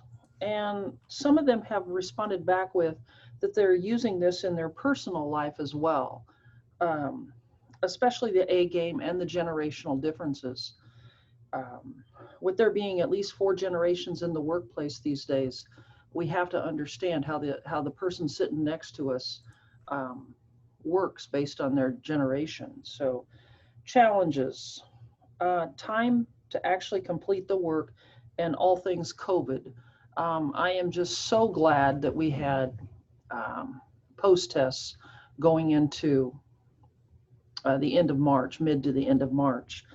We had just started with a new class at TRICO, which is an adult developmental disabilities facility. We had just started working with the staff there, and we had, I don't know, 20, 25, maybe even 30 people signed up, and we could only get them for 4 hours. Chris has reached out to them to see if they want to continue and to do it electronically. And we're still waiting to kind of figure that out. This is probably, for me, the biggest game changer in all the years that I've worked in adult education, because our philosophy here in Paola is we serve the community, no matter what the community needs are. We serve them, and we figure out how to make it work. So actually to be able to go into the businesses and work with the employees on site, they get paid. We help them to become better employees. It's just been a game changer for everyone. So that's what I have. Thank you. Thank you very much. Yep. Great update. Hi, I'll take it from here about UKHS. Perfect. University of Kansas Health System. We, that was one of the first places that had any COVID patients, and I have 2 teachers who worked there all throughout the year, including the summer. And of course, there was a lot of concern there. And so we started right away going virtual. In fact, that was one of the first places that we had virtual learning, even before the college. And so we started they wanted to continue their program throughout. So we just had them separate into different rooms. My teachers immediately went to virtual learning. And we just continued with the process. When testing happened, we separated them even more. And since online testing wasn't quite available yet when we had to do testing with them, and so we had to separate them out even more, and we had a teacher go in and do testing. But we are training our teachers now for the online testing and the proctoring with TABE. And we're going to be starting it with them first and practicing it with the teachers. So my plan is to be training all of my teachers come next week for both Class E and the TABE testing, and practicing it on each other first before we do it with the students. Because UKHS will be our first group to have testing this summer, at the very end of the summer. And actually UKHS is wanting to have some satellite campuses. And so my teachers will actually be not only doing their virtual teaching there from their home, but they'll also be doing it there in UKHS, as well as these 2 satellite locations at the same time. So this is something new for us, and we're excited to try it. We'll also be doing that proctoring of the test at this, from their location. So we're going to be practicing this here on location first, and then that way we can do that virtually. So yes, we're going to try to use the virtual learning. We're trying to, right now that was a good question. We're trying to do it with Team because we're finding that Team is a little bit better with the virtual learning. You can also record it at the same time. Zoom is good as well, but sometimes we have found, I don't know if you guys have had the same experience, But my teachers said that they had a lot of trouble with Zoom with their learners, because if they didn't have computers, for instance, which of course our learners, a lot of them do not have, they use their phones. And so it wasn't always the best instrument to use Zoom with. I've used it on my phone, doesn't always work either. So Teams, they're finding, is a lot better. I've used Teams, I practice it with my phone. So that way my learners, I can kind of see what they're getting. And Teams works a whole lot better. So in fact, I use Teams going throughout the state, so I could kind of see what it would be like if I went into like a country setting, into the inner city, going to different locations. And it worked the entire time. I didn't have any lag. And so I think that we're gonna probably switch to Teams and see how that works. We also are going to do something a little bit different, and this is what Connie wanted me to share. We're offering our students 3 options. It's like a high flex model, which our school is embracing this year. And so I'll be training my teachers on it. We're doing enrollment this week. So when our students came on campus, we gave them the options to choose either face-to-face learning, virtual, or online. And so to make it a little easier for my teachers, because I don't know about yours, but mine were working more hours than they probably needed to. So because they were trying to give individualized learning for all of their students, because it was a very challenging time. So I wanted to make it easier for them. I've taught online, I've taught virtually, and I've taught in the classroom. So I want them to be able to do it all at one time. So the idea is if they were teaching an 8:30 in the morning class, they will be teaching it live with Teams at the same time while they're also recording it. So students could be at home taking that class at 8:30 live, or they could say, well, I have students, my kids are at home. So like for us, Kansas City, Kansas District is going to be home until October. They're not going to be in the classroom at all. So a lot of my learners are going to be home with their kids teaching. So this gives them the opportunity as well to do online classes, maybe in the evening if that's when they can get to it. So they're going to have that taped version of their classroom for later. And I'm also giving some instruction to my students, so it's not just a lecture. I think sometimes when I viewed some of my teachers teaching, it was a lot of lecture and not integrated activities and more like a flipped learning style. So I'm doing a lot of in-service this next week with teaching them different styles, like of a blended and flipped learning style. So that way, the student, it's more of a student-centered learning. So this is kind of what we're doing. Okay, thank you. Hector, would you want to jump in there and give us an update on what's happening out in your neck of the woods with Tyson? Hello, everybody. Yes, let me just introduce Linda Miller is here with us, and she's one of the champions on getting into Tyson. But to start with, the best practice, I think it is just one of the things being on site is being one of the most wonderful things that ever happened to us. We've been trying to do that, I don't remember how many years, and with different administrations, but being on campus is being one of the most wonderful things that happened to us.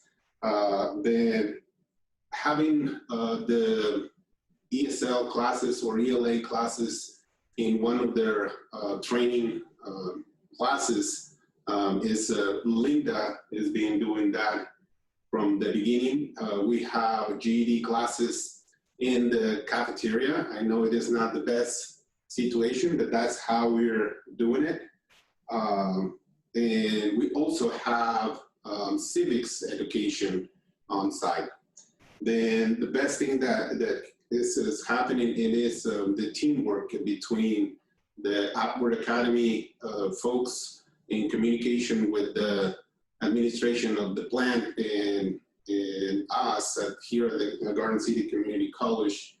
I think the best thing is to form that team and be able to overcome any barrier that came along the way.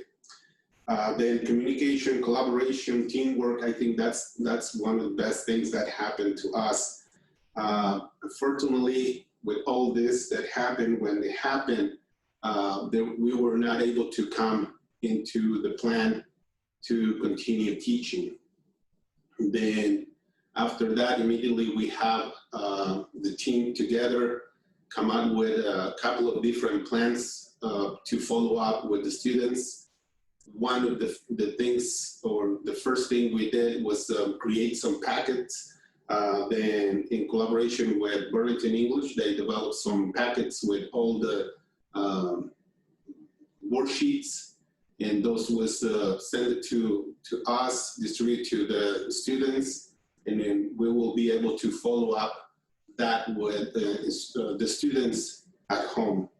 Now, before the successes, I'm going to jump into the challenges. The challenge was not only to be able to reach the students on Tyson, to be able to provide services.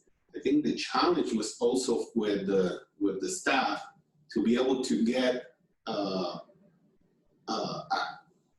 acclimate to use the Zoom or the Teams and be able to help the students get it into those into the classes and the follow up with the instruction.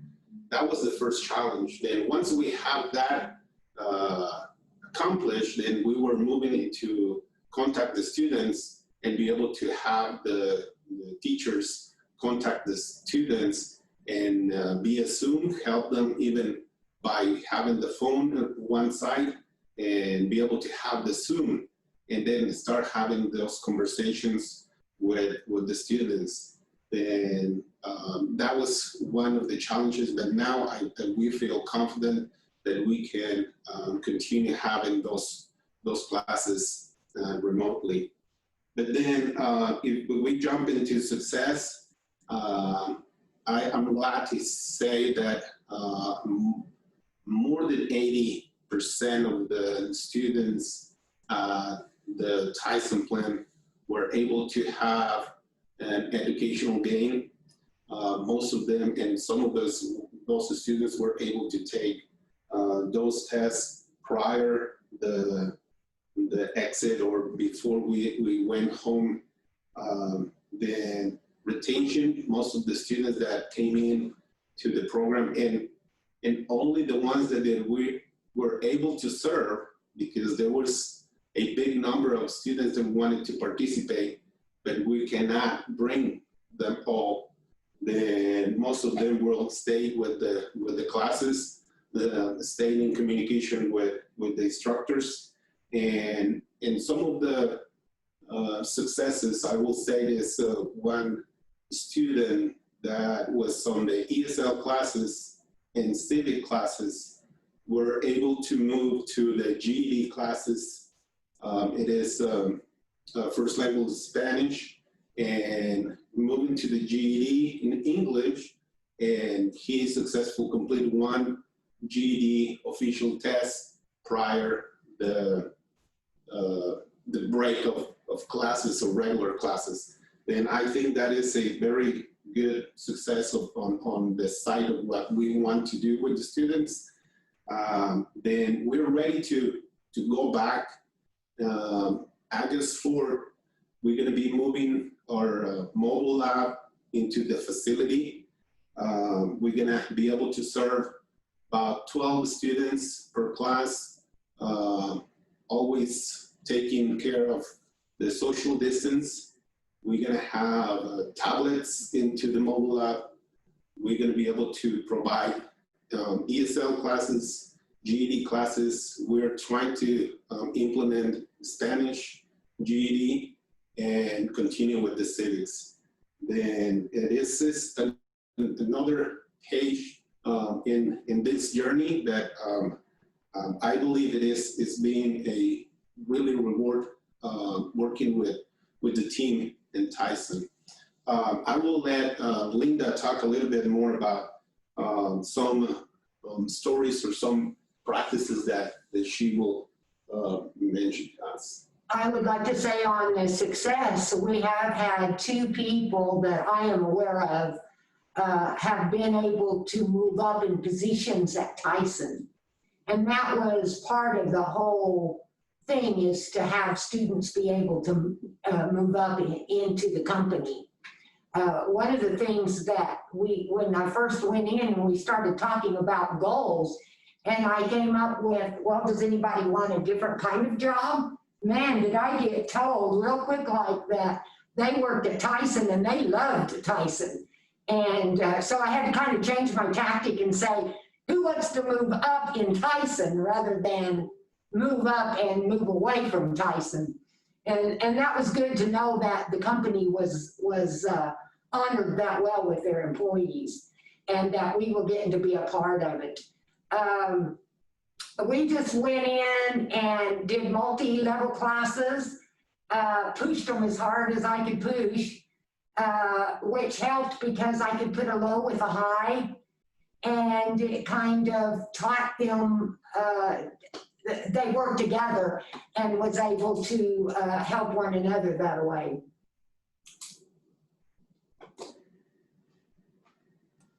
Okay, perfect. Well, thank you, Linda and Hector, for sharing. I was glad to see it. The communication, things are getting rolling again out there. So with the mobile unit. So I will let someone else hop in here. Maria, I know you have been working at United Wireless and at the casino. Do you have an update kind of where that is and maybe what's worked for you well? Yes. So far, Boot Hill Casino has chosen to not do it or continue with it. They lost people and have new management, so they're going through a changing process right now. United Wireless wants to continue doing it, so we'll be discussing it further. Well, I think I'm a little bit different too, because I was actually the instructor for AOK. I didn't really see it from a program leader's point of view. Mm-hmm. So I'm just gonna share what I did that I thought was good practices there. When I planned for the class, I planned on the flexibility on days and hours according to what United Wireless and Boot Hill Casino offered. I thought about the students that I was gonna have, the population that we have, and I made it fun. I used a lot of the funny video clips off of YouTube. I used a lot of clips out of The Office, which kinda are not okay for what to do in the workplace. So I made it fun, but in a way that it was a learning experience. Because while doing that, I integrated a lot of the motivational interviewing.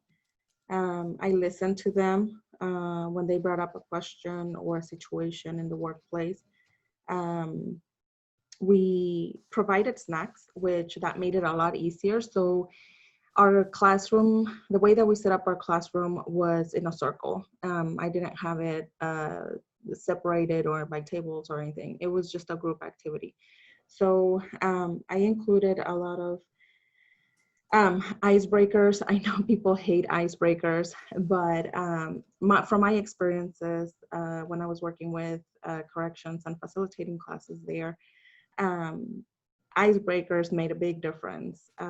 They were related to the topic. I included a lot of the trauma-based practices. So in a way, I was able to read students better and respond to what they were going through or the situations that they were experiencing. So everything that I did was real life situations. We had 20 graduates. We lost 3 because of hours, but no reason other than that. We had 13 of them make educational gains. 2 moved up to different higher up positions, and some of them got raises. And one of their students who didn't have their GED started with us to get their GED. And one of the biggest challenges towards the end was COVID, because the casino closed and so did United Wireless, and there was really nothing that could be done at that point. Now that I'm listening to everybody else say that they are going online, I will be looking at that and planning forward. Even though now I'm the program leader, I am still planning on being the instructor for AOK at work. So that's pretty much it. Okay, super. Thank you. Uh-huh. And Janice, I know you were going to talk a little bit about your projects with the integrating academics. I'm looking down the list here. Nance, any other thoughts? Janice, would you like to share an update? Well, yeah, once I can get unmuted here, for some reason I was having Kayla Harity is actually on this call, and Kayla was our AOK coordinator at the time we did our last integrating health education and CTE, and had some really good outcomes. So Kayla's with us today to talk about that project in particular. So I'm going to turn it over to her. Thanks, Kayla. Yeah, good morning, everybody. I'm going to talk a little bit about our most recent integrating academics project, and then also Angie, our new AOK coordinator, is going to jump in and talk about how she's kind of taking that and rolling with it and continuing to build on those relationships as she gets to know her new role in all of our CTE contacts. But we were really proud of our most recent integrating academics project. We've done this a couple of times, and we found on our end, it's really a great way to explore new AOK pathways and build relationships with CTE instructors. So we've used it to pilot the AOK co-teaching model in CTE programs that we think are really promising as AOK pathways. It's a great way to kind of get our feet wet and introduce ourselves to a program and show them what the co-teaching model can do, both for the students and for the instructors. And then we can transition those ideally into full pathways if it's a positive experience for everyone. So the most recent project that we completed, we did complete last fall. So we did not have the complication of COVID during this project, but we piloted the co-teaching method in 2 different programs. We did the metal fabrication or welding program and our computer support specialist program. So we met with the department chairs of those programs and talked about what we do, what the AOK teaching model looks like, and identified the classes in their programs where a lack of basic skills most significantly impacted their students' performance or the ability to learn the CTE content. So we identified those classes and then embedded a co-instructor in those classes. So for welding, that was metallurgy. There is a research assignment that students have to do. They have to do academic research, and there's a public speaking and writing component. So a lot of those soft skills that students need some additional help with. And then the PC applications course was the one that we co-taught on the computer support specialist side. Students really needed help on that course with just some basic problem solving, critical thinking, reading comprehension, some of those basic skills. So of course, as is typical with AOK, the co-instructors tailored their basic skills portion of the instruction to the pieces that the instructors had indicated were points of contention for students and impeding their progress in those classes. The coolest thing about this project that we're so proud of is we had the opportunity to do a true control group and test the effectiveness of this model. So each of these classes had other sections of the course that students could take. Same format, in a lot of cases the same CTE instructor, but no co-instructor. So what we did was we measured the outcomes of the co-taught class against the same course with the same format that did not have the co-instructor. And we looked at drop and withdrawal rates and then grade distribution as well. So what we found was the co-taught classes had fewer drops and withdrawals, fewer students that failed the course, and a higher percentage of students earning A's and B's in both programs, both the metallurgy and the PC applications course. So we were really thrilled with those outcomes to see that the co-taught method of instruction showed measurable improvement for students in those areas, and they were more likely to persist on to the next course in their program. So of course that helped us build relationships with these programs and show that this model really does work and really is beneficial for students. Because of COVID, another benefit on the CTE side was that in the welding course, they had never used Canvas before. The instructor had not. And our co-instructor, Cheryl is her name, is really one of our resident Canvas experts, which is the learning platform that JCCC uses. So she taught the CTE instructor a lot about Canvas in the fall semester. Well, of course, as we all found out, knowing these learning management systems became very important all of a sudden. And he was grateful for having known some of that instead of learning it all from scratch. And that's the updates I had kind of about that project, and I will toss it over to Angie so she can talk about what's next. Thanks, Kayla. Well, I'm Angie Huber. I'm the AOK program coordinator for Johnson County. So something that works really well for us and something that we like to focus on is the relationship piece, that relationship building. And we work on this year round. We have found that working with the CTE instructors, if we have those relationships built, once the integrating academic grant comes out, we kind of have a head start on writing those projects so we can write the best demonstration project possible since we already have those relationships built with them. We can move quickly, implement it, and just really get going right away, which is very helpful. So it's a continuous effort year round. We like to stay in contact with all of those CTE departments that we work with and look at the new ones that we want to work with. That way when it's time to go, we're ready. So just continuously doing it, which I'm sure everyone does. We just really like to focus on that. Thanks. Okay, thank you so much, Janice and Kayla and Angie. The academic person in me is like, you can imagine that I get really excited hearing these the stories about determining where the gaps are and then implementing strategies for success, and it really works. And I might also toss this out.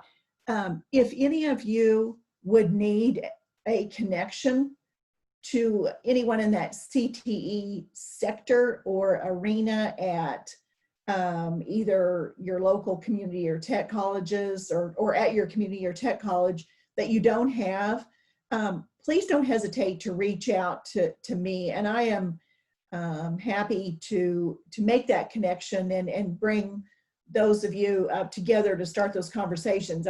Once we brought adult education under workforce development a few years ago, I can remember the first couple meetings where that was, people weren't really communicating, didn't know each other, maybe a little awkward. And now, it makes our heart happy to hear all of the great partnerships across our state. And all of this results in student success, which, that's what we are all about. So I'm just tossing that out there. If anybody does need help connecting to the CTE people, that's something I can certainly make happen and for you.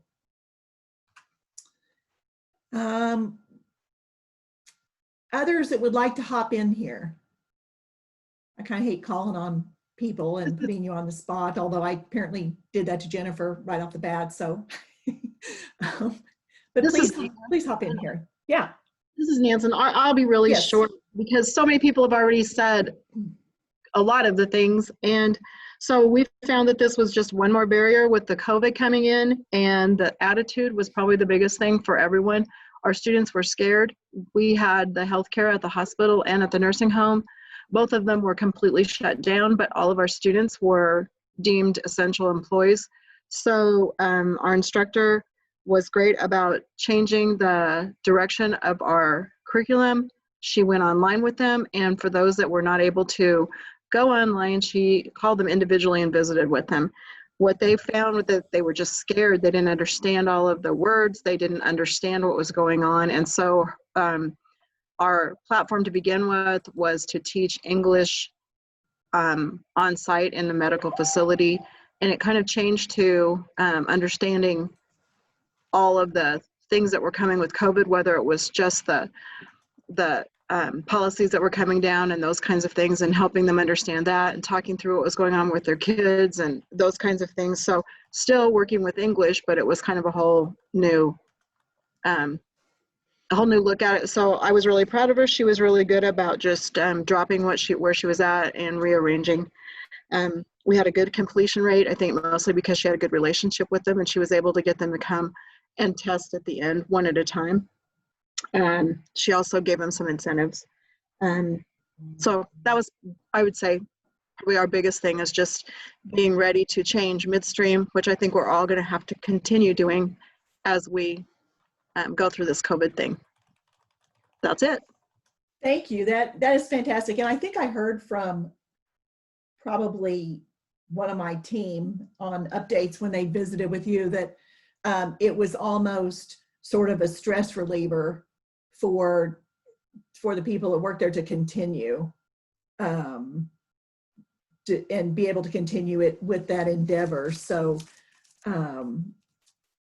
so that is, it's super exciting. Others that would like to jump in here?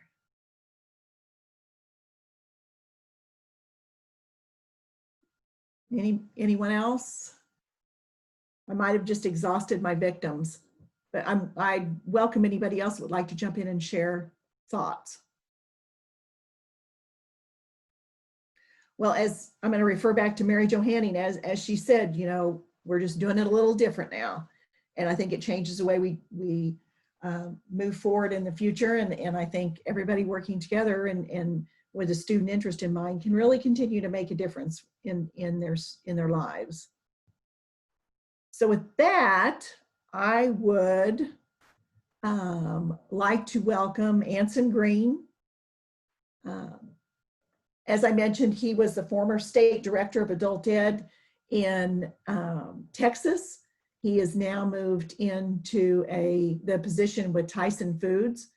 And I kind of tossed out some bullets here, but he is actually going to share his own slides, and we're going to toss it over to you, Tyson, or Anson, and thank you so much for being with us today. Sure.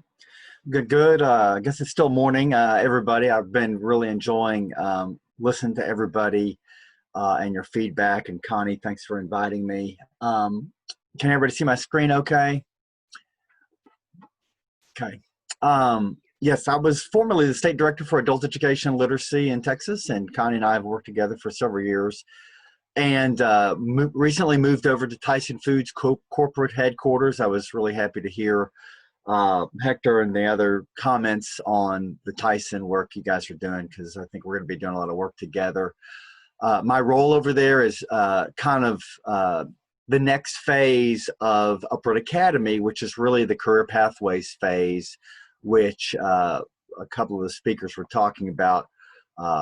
Workers that were getting promoted and moving up in the company, and that's going to be something we're going to build a really robust model over. So look forward to that, and we're going to be looking for pilot sites very soon. So happy to be with you today. I wanted to just share some things about some of the experiences we've had in Texas, about a lot of the topics you guys have been talking about, especially remote education, but really begin with talking a little bit more about workplace literacy. That's one of my favorite things, hence my move over to Tyson. And it sounds like you guys have some really advanced stuff going on. So in many ways, I'm probably underscoring what you're doing already. Advance my slides here. So we're going to be looking at both of these things in about 15 or 20 minutes here, partnerships with employers and remote delivery during the pandemic. And I want to start with that employer piece. And, you know, as you guys have seen, you know, a lot of the questions are, why do businesses get involved? What do the models look like? What characterizes success? etc., who's doing good work. It's interesting, I think, in the field of workplace literacy, you guys, I would say, are on a very advanced side of it. There are many states that don't do any workplace literacy at all. In Texas, of course, we support a lot of it, and it looks like you guys are too. So you're not starting from scratch, which is great. And it seems like you know a lot of the reasons why businesses get involved. But if you're out there and you're listening and you're not currently working with businesses, these are areas that I've picked up over the years of working with businesses that I see as kind of motivators for why businesses get involved in workplace literacy projects. The first one, I think, would be really looking at the labor market. And this is one of the areas that I think we're going to just see so much turbulence in the next you would really project. I have a lot of background in labor market information, worked at a workforce agency for 14 years. With this high unemployment we have right now, some areas of the country are hit worse than others, of course. You're going to see unique behaviors that many of you have probably never seen in your careers because we've had such a stable labor market for many, many years. And I would project if you're even in your 30s, you probably haven't spent a lot of time with high unemployment in your workforce, and now you have it. But that's going to change a lot of what businesses are looking at. There's going to be a lot more workers that are available for work and a lot more, of course, unemployed individuals. But what you will also see is that businesses are going to look to be leaner because they're losing a lot of money right now in almost all sectors. And when they get lean, they often don't like to hire, especially because right now I think the healthcare and the health concerns in our world right now are going to make them very skittish of hiring a lot. So they're going to really be looking at upskilling and trying to make the best with the workforce that they have. And that's where you guys come involved and can come into play. So I think that's going to be one of the things to look for is this labor market that's going to be shifting. It used to be very tight. Now it's very loose, but very different because I think the healthcare is presenting challenges that we've just never seen in terms of what opening businesses might look like for the next year or two. They love to grow from within. You guys are doing that already, it looks like, with the Tyson work in some of these places. They'd like to do so typically by leveraging public support. They go to the people like you that have the expertise. And I've worked with a lot of fine companies over my career that really were interested in working with experts in the public sector. They love to tap the potential of those workers, as I was mentioning, because they have the process knowledge. They know the companies they're trusted. They know they have good attendance, etc. So your current workers have a lot of assets. They just may need basic education, more English skills, maybe a high school equivalency to get promoted, or technical training, which it looks like you're providing a great type of menu of services for. Companies like to get involved too because they like to be good stewards to the communities for which they do business. And this is a big focus of Tyson.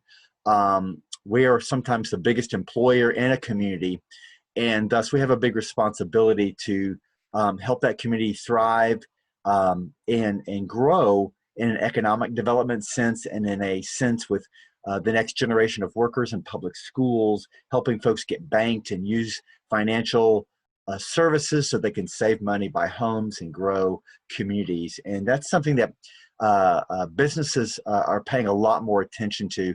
And there are even indexed funds in the stock market that really look at metrics like that for businesses on how much social engagement they have in their communities.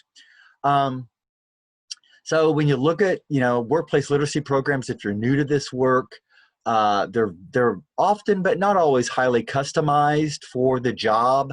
And some of them you're really training for specific skills on a job, and others, Upward Academy and Tyson would be one of these models. It's really more overall enrichment and not a big change in the curriculum, often tied to incentives, promotions. As we heard on some of the discussions just recently, this work can happen all over the building. Sometimes classroom space is a premium. That's a big pressure point right now at Tyson and other places where they're having to take lunchrooms and take classrooms and turn them into lunchrooms for social distancing. And we're seeing a lot of that happen in the business community. So you got to be patient and flexible to keep things going. You also have to have workers, teachers that are available all over the calendar and all over the hours of the calendar. I've had classes that started at 2:30 in the morning and some that go until 10 o'clock at night and even later due to the second and third shifts that we see a lot of workers. But these are some things. It's really one where when you're hiring that instructor, you need a jack of all trades and someone that's durable for bumping and rolling with the changes at the company. So it looks like you guys really are good at the partnership piece.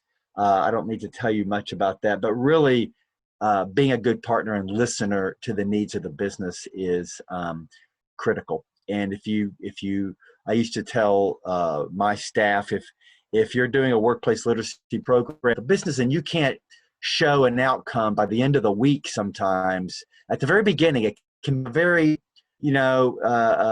a short window, but it doesn't have to be a big, just up and being organized and the workers reporting out that they enjoyed the class on the first or second day is huge because it shows the business that working with the public sector or working with the college or the school isn't scary. It's something they can do, they can be successful in, and the workers are feeling positive about it.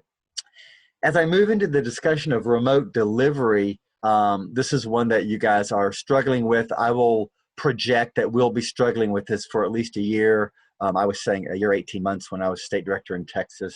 So it's the new normal. You guys have done very well in terms of enrollments and continuity and performance. So kudos to you. And I've been listening quite a bit, just hearing the remote testing advances you're making, the GED testing advance. That's great because there are a lot of states, I think, as someone was saying earlier, that just got caught off the mark and had no capacity to deliver and are still struggling. So some states are going to really feel big impacts for their learners. But it's been like drinking through a water hose for all of us as we went through this. In Texas, I felt like we were very positive and able to do this because in Texas we've just dealt with so many massive disasters. And me personally, I've been through lots of big disruptions with NAFTA, where we had tens of thousands of workers laid off that were low skilled or Spanish speaking. Huge hurricane disruptions. Y'all all remember Harvey. This is a group of program directors in the picture coming from South Texas and going to the Gulf Coast to help their peers clean out the classrooms and get the mud out so they could start classes. But I think in Texas, unlike a lot of places, we're used to responding to disasters, but you guys have done a great job there in Kansas for sure. We see these phases, you're walking through them now, remote options, then how to accept new students. And that's something we really had to develop a robust model for, is how do we take new students when we can't do the testing? I heard the discussions earlier, and I'd be happy to talk with your leadership there about what we did in Texas related to that, because I think that is just paralyzing programs because they can't assign a level to a student. And in Texas, I told from day one, student services first, and then we'll figure out the reporting later. Don't let the reporting be the tail wagging the dog. And it sounds like you guys are moving that direction too, because you got to get the doors open. The remote testing is there. We saw in Texas, it is way more onerous to do this. And so we saw really a shift. We were doing all the tests on the NRS in Texas. We do CASAS and TABE and BEST and BEST Plus and the different tests. But we also, we're doing them remotely, but we saw programs were behaving differently and really finding some ways to open services for in-person testing so they could do that at social distancing, but also, tackle not one person at a time through remote, but being able to get 5, 8, 10 people together and cut out all that prep time you do on the remote testing. So that's some of the trends I saw in Texas. I always say a picture says 1,000 words. This is what the unemployment looks like. And coming back to that lens of labor market, the Great Recession treated us a lot differently. Although if you were around in 2007, you remember that as a horrible time for workforce and education in terms of enrollments. We were just, people were unemployed all over the place. But in March, we had 3 million claims immediately. And you can see what happened in the Great Recession, just a tiny, tiny fraction of that. So we are hit with a huge population of those that are unemployed. You have them in Kansas, we have them all over the country. And that's our new customer. They're looking for hope. They're looking for next steps for their families, for themselves. You guys have it. So take heart that you've got great processes, it sounds like, from what I've been listening in on. You're gung-ho about it, and you've got good state leadership supporting you. We found success in really bringing these kind of steps forward. We did a lot of pairing up of instructors because running these classes is tough. And this You Teach, I'll Host model helped us bring along instructors that weren't skilled in technology but were good adult ed instructors, and then pair them up with people that could use Zoom, could use Canvas, could use Blackboard Collaborate, Google Classroom, you name it. And we got the best of both worlds. And as you guys that are doing this instruction probably know, it takes a production team to run a Zoom class. You need to have someone that's helping the students with their connectivity, with where the point is or where they can get post the chat because they can't see it. And every time the instructor has to stop and help one student, 9, 10, 12, 15 other students are sitting there waiting. And so we use this dual instructor model. It costs more, but it was effective, and we could actually do more students. So we were collapsing classes. Instead of doing 5, 8, 10 person classes, we were doing 25, 30 students classes because we had a production team of one teacher helping out with all the connectivity issues and all those kind of things. And then another one just doing the instruction and keeping the momentum going. But it sounds like you guys have taken on a lot of these best practices. You're evaluating it over the summer here, making adjustments. But really trying to stay consistent, be on time, be in the class. We had a model too we saw emerging where if the class started at 9, meaning that instructional class started at 9, we would open the class at 8:30 so students could wander in, come in, just like they do in a brick and mortar class, but they could also get connected, do the chit chat, talk to their friends, and then when 9 o'clock came, boom, instruction came over. But you had to tell the students, I'm open at 8:30, come on in, and maybe that producer, staff person was helping people with logistics, and then the instructor comes in at 9. That is something you have to be explicit about, because if you say 9, people will just click into the Zoom at 9, and then you're dealing with logistics for the first 15 or 20 minutes, and that's not a good model for anybody. It looks like the instructional effectiveness, you guys were doing a lot of this. We saw a lot of innovation on getting students comfortable with technology, building separate classes in, just on how to run Zoom on the student side, not doing that during classroom time, but really getting new students up to speed. Always find space to build community and let people talk. They're going through travails, they're going through unemployment, they're going through healthcare concerns and scares.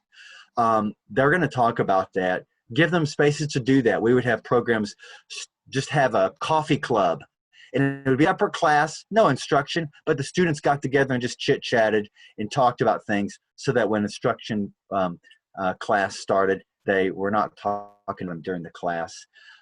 Try to do face-to-face as much as possible. Increase loaner programs. We see so much innovation going on loaning programs. I heard that earlier with getting access to the internet. In San Antonio, I'm so proud. This is where I am right now in San Antonio, where I live. Currently, the public utilities is using CARE Act money to use what they call the dark fiber in the traffic light system to run internet connectivity to the low-income neighborhoods of San Antonio. 40% of San Antonio, a city of almost 3 million people, lack the internet access, 40%. So cities running traffic light internet access out there to help people connect to their homes, especially for K-12 students that are going back to school. But there's a lot of innovation going out there. Make sure somebody on your team is tracking that stuff because it's happening. These are some of the best practices. It looks like you guys were doing a lot of those things. But I always say, you know, while the pandemic is dreadful on what's happening for us in our country and in the world, there's some upside to the lockdown. And part of it is we're seeing digital literacy just proliferate and be ubiquitous for our staff, for all those teachers that didn't want to use the internet and all that stuff. Now they're doing it. They're getting online. We're getting better as professionals. And then students are saying, if I'm going to ESL class, it's got to be remote. I've got to learn how to do this. And they need those skills for the workforce, as you know. Brick and mortar constraints are removed. We've had as many students as we lost because they had access issues initially.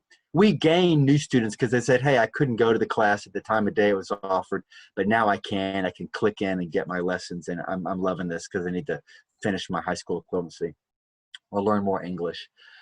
We see students more apt to challenge themselves. I was amazed at how engaged very low-level ESL students were, and I think it was because they're in the comfort of their home, they're talking to a camera, and they can challenge themselves and not fear the eyeballs of their peers looking at them messing up as they mispronounce things and have challenges. So it creates this nice equity piece that I love.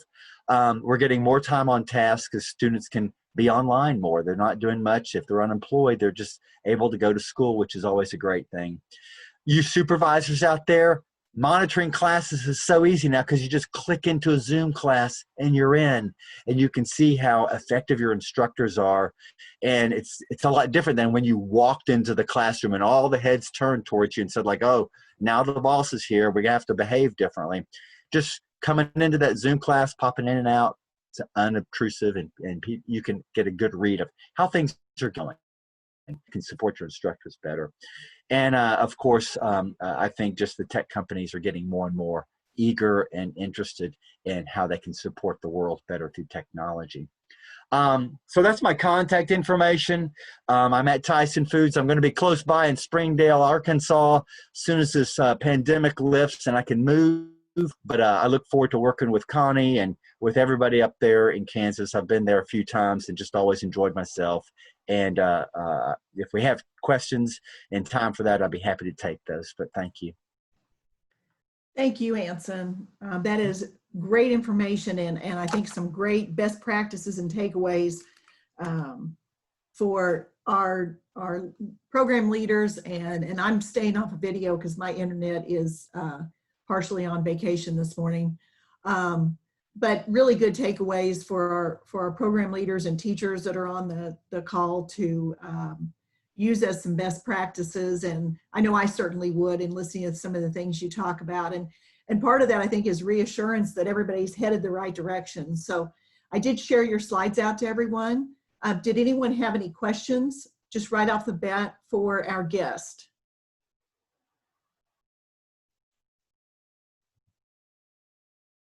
Okay, well, we will move right into, it looks like we're gonna run a few minutes over our projected end time of noon, but not far. So I'll let Chris get the slides up there. And again, Anson, thank you very much. Yeah, thank you guys. Okay, let me make Chris host here.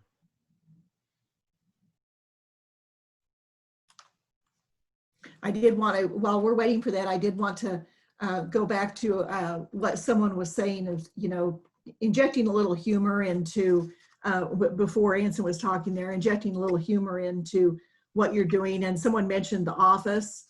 And during this time, I've never watched it and thought, well, I might just watch a couple episodes of that. And it's just so absolutely wrong that it's funny. So that the humor thing never hurts.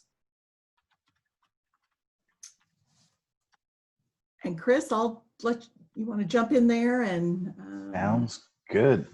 Thanks again, Anson. It's always great to have another perspective. Sure. So I can make this one pretty short. Just a reminder now that we are at the, in the new fiscal year, at that transition. Please remember that you should be using the rollover function in ACES to roll students from FY20 to FY21. Do not create a new student in FY21 if they've attended previously. It can cause some issues in the back end with all the data matching that we do. So if you would remember to do that instead of creating new ones, that would be great. Also remember that because of the way we now treat periods of participation, do not roll a student over to the new fiscal year unless they have actually attended. Because if they were attending if they had an unbroken period of participation across the fiscal year, as soon as you add hours of attendance, they will become a participant in the new fiscal year. So just remember that rollover students, when they have come back, enter hours when they actually have class time, and we should be good to go.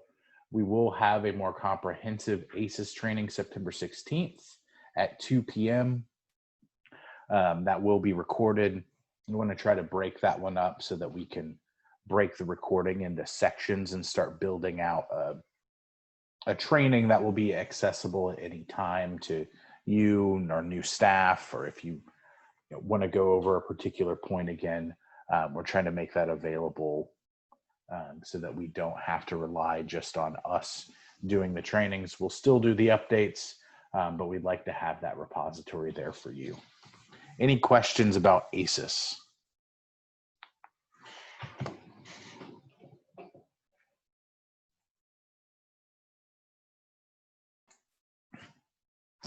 If not, I will turn it back over to Connie. So just real quick about our monitoring processes. We will be continuing that with program review. You know that that initially is a self review process that we can move on even with the pandemic. And I will mention that at the moment, KBOR staff are still not traveling anywhere, or if so, very, very minimal. But we will start that process this fall with the program review, and then fiscal monitoring, as we typically do, which is all electronic anyway. And then the data quality, I wanted to just touch on that briefly because you do submit the DVCs, which does address that. We will continue to, as Chris does such a great job of reaching out when we do see something that doesn't look quite right with the data. And we certainly want you all to continue reaching out when you run across something that's not quite working right, or something that doesn't just look quite right. So please continue to do that, and then we will be selecting programs for the review and monitoring processes. As you know, this is, again, part of the requirements of the United States Department of Education, that we continue to provide monitoring and technical assistance to programs, just as they do with states, pandemic or not. So we're lucky we have a good process in place, and we will be moving forward with that.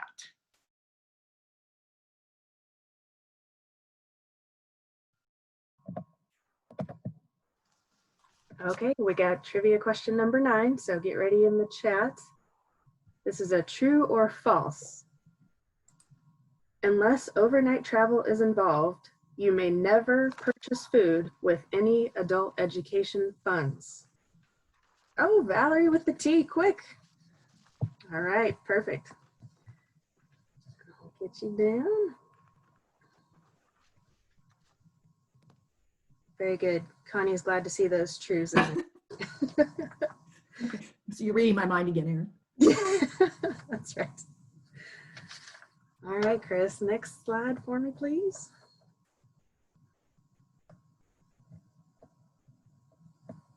Okay, I'll be quick because I know we're running short on time here. So with Eric out, just wanted to give everybody an update that I'll be helping with processing PD requests. So please send them to my email on the screen there, eguardiola@ksbor.org.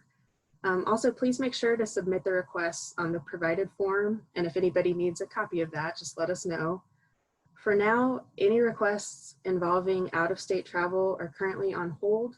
We're going to wait and see how everything shakes out here with travel in the next few months, but we'll reevaluate as needed. But for now, they're on hold. Couple more reminders that when you ask for money, you need to make sure to draw it. Connie wanted to make sure that everyone had a reminder of that. So, that's the communication with your business office piece that we love. Yep.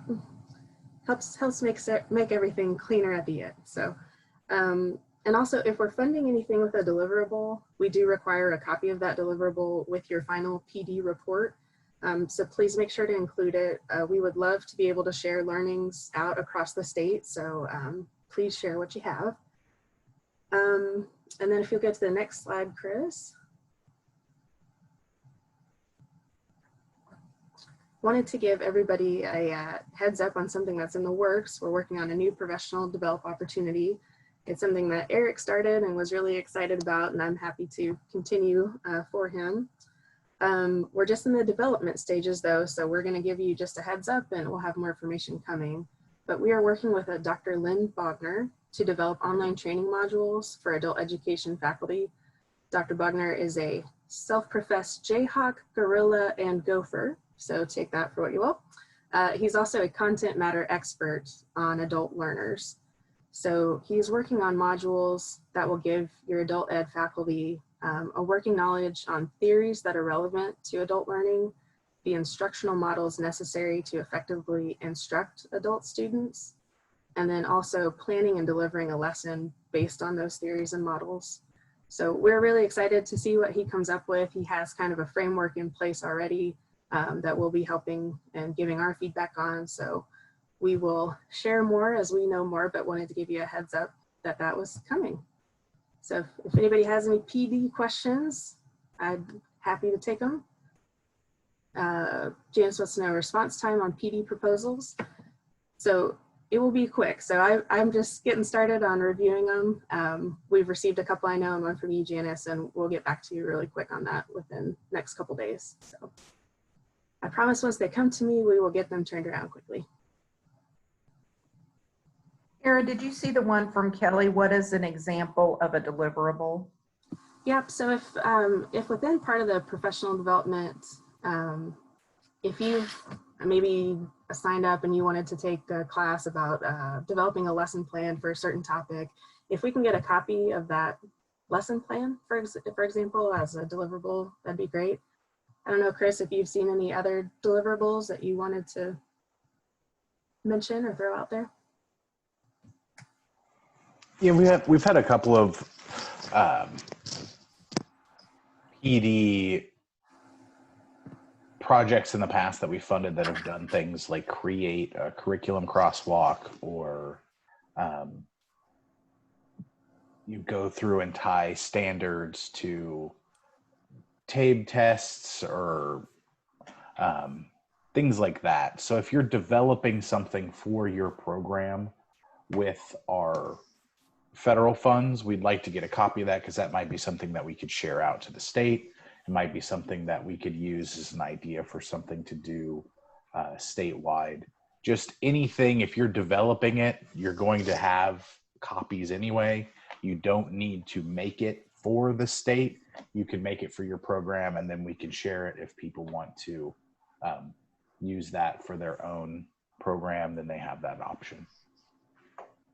And I also, this is Connie, I also want to share, like with the integrating academics grants, anytime that you are, you know, we love to get results back like they talked about today. As I think I mentioned to everybody, we used some of that comparison data on grades from Johnson County's grant to get another grant to support our military articulation efforts.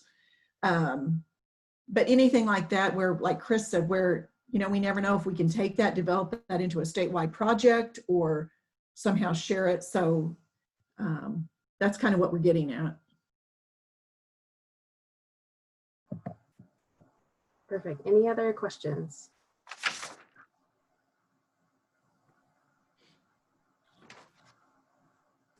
All right, you want to go to the next slide, Chris?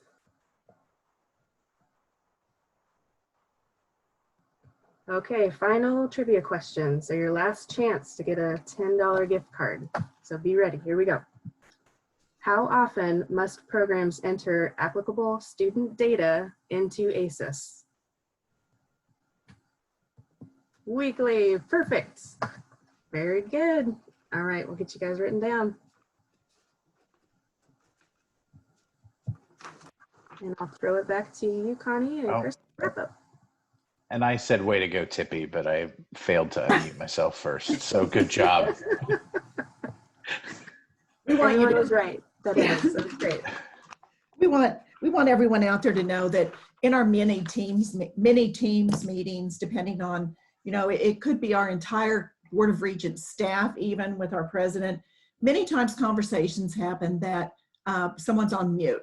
So I'm sure you all have experienced that, and it never fails. So the last slide there, I think, is just, you know, kind of wrapping it up here. Next steps, we need to know, Chris talked about the ACES training. What else do you need from us? If there's any, as Sue mentioned, there's more information coming about the GED proctoring, and so she will connect with all of you with that regard. But again, let us know what you need, because it's easier than ever now to provide training and get more involvement. And right now, minus the KBOR folks, it looks like we have 40 people in the meeting. So definitely has been effective in reaching people. Summer 2021 meeting on the calendar that Aaron sent, you will see that it has actually been moved to the Monday and Tuesday of next week. With it being the last week to enter data, we thought this might not be the best, and we've done this for a few years, but maybe not the best opportune time in getting that submitted, although it should have been already submitted. But as you're looking at data and running reports, we want to make sure you have time. Trivia winners, be sure to send me your mailing address. You really are getting gift cards. So be sure to send me your actual U.S. Postal System mailing address. We would like to have you complete the survey. Aaron put that in the chat so that you can just link to it. But please, we always want your feedback. So please share that with us. And Aaron, I have a list of the winners. Do you have that? Do you want to clarify? Yep, I have a list as well. So I have from day one, we have Matt Cannell from Barton. We have Kelly Mowbray, Bill DeWitt, Janice Blansett, Jason Henry, Anya Lansky, Heather Leiden, Chris Foxberger, Valerie Piercy, and then we had Tippy there at the end. Does that match what you had, Connie? That matches what I have. Okay.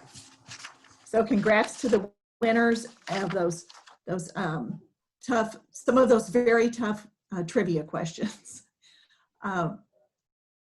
With that, let's see, Maria was asking, she said, internet issues. Nothing is due next Monday or Tuesday. Next year, we will have the summer meeting the following week. So I believe, so the 1st and 2nd, or I don't have my calendar right here in front of me, but we typically have it Monday and Tuesday of this last week of July. We'll move it to the Monday and Tuesday of the next. And then the next question was, when will today's recording be available? That will be on our YouTube channel And Chris, do you want to answer that one? Probably tomorrow or the We'll have it out there by the end tomorrow. of the week. Yeah, tomorrow, the next day.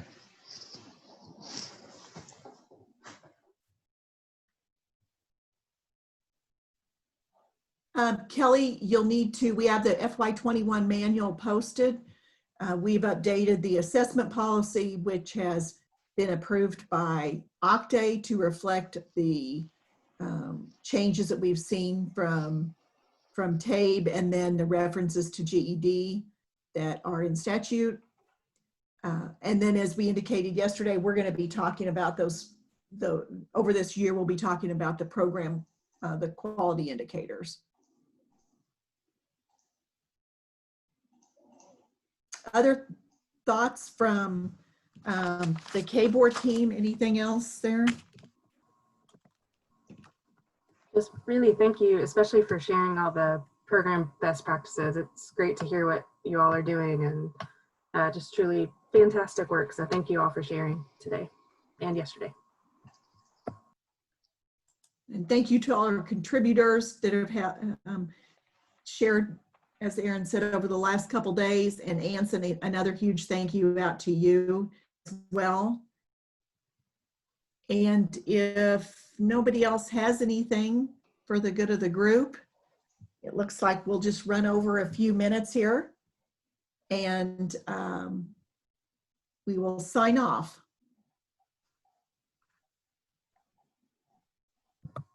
Have a great day, everybody. Have a great day. Keep doing the great things you are doing, and let us know how we can help. Thank you.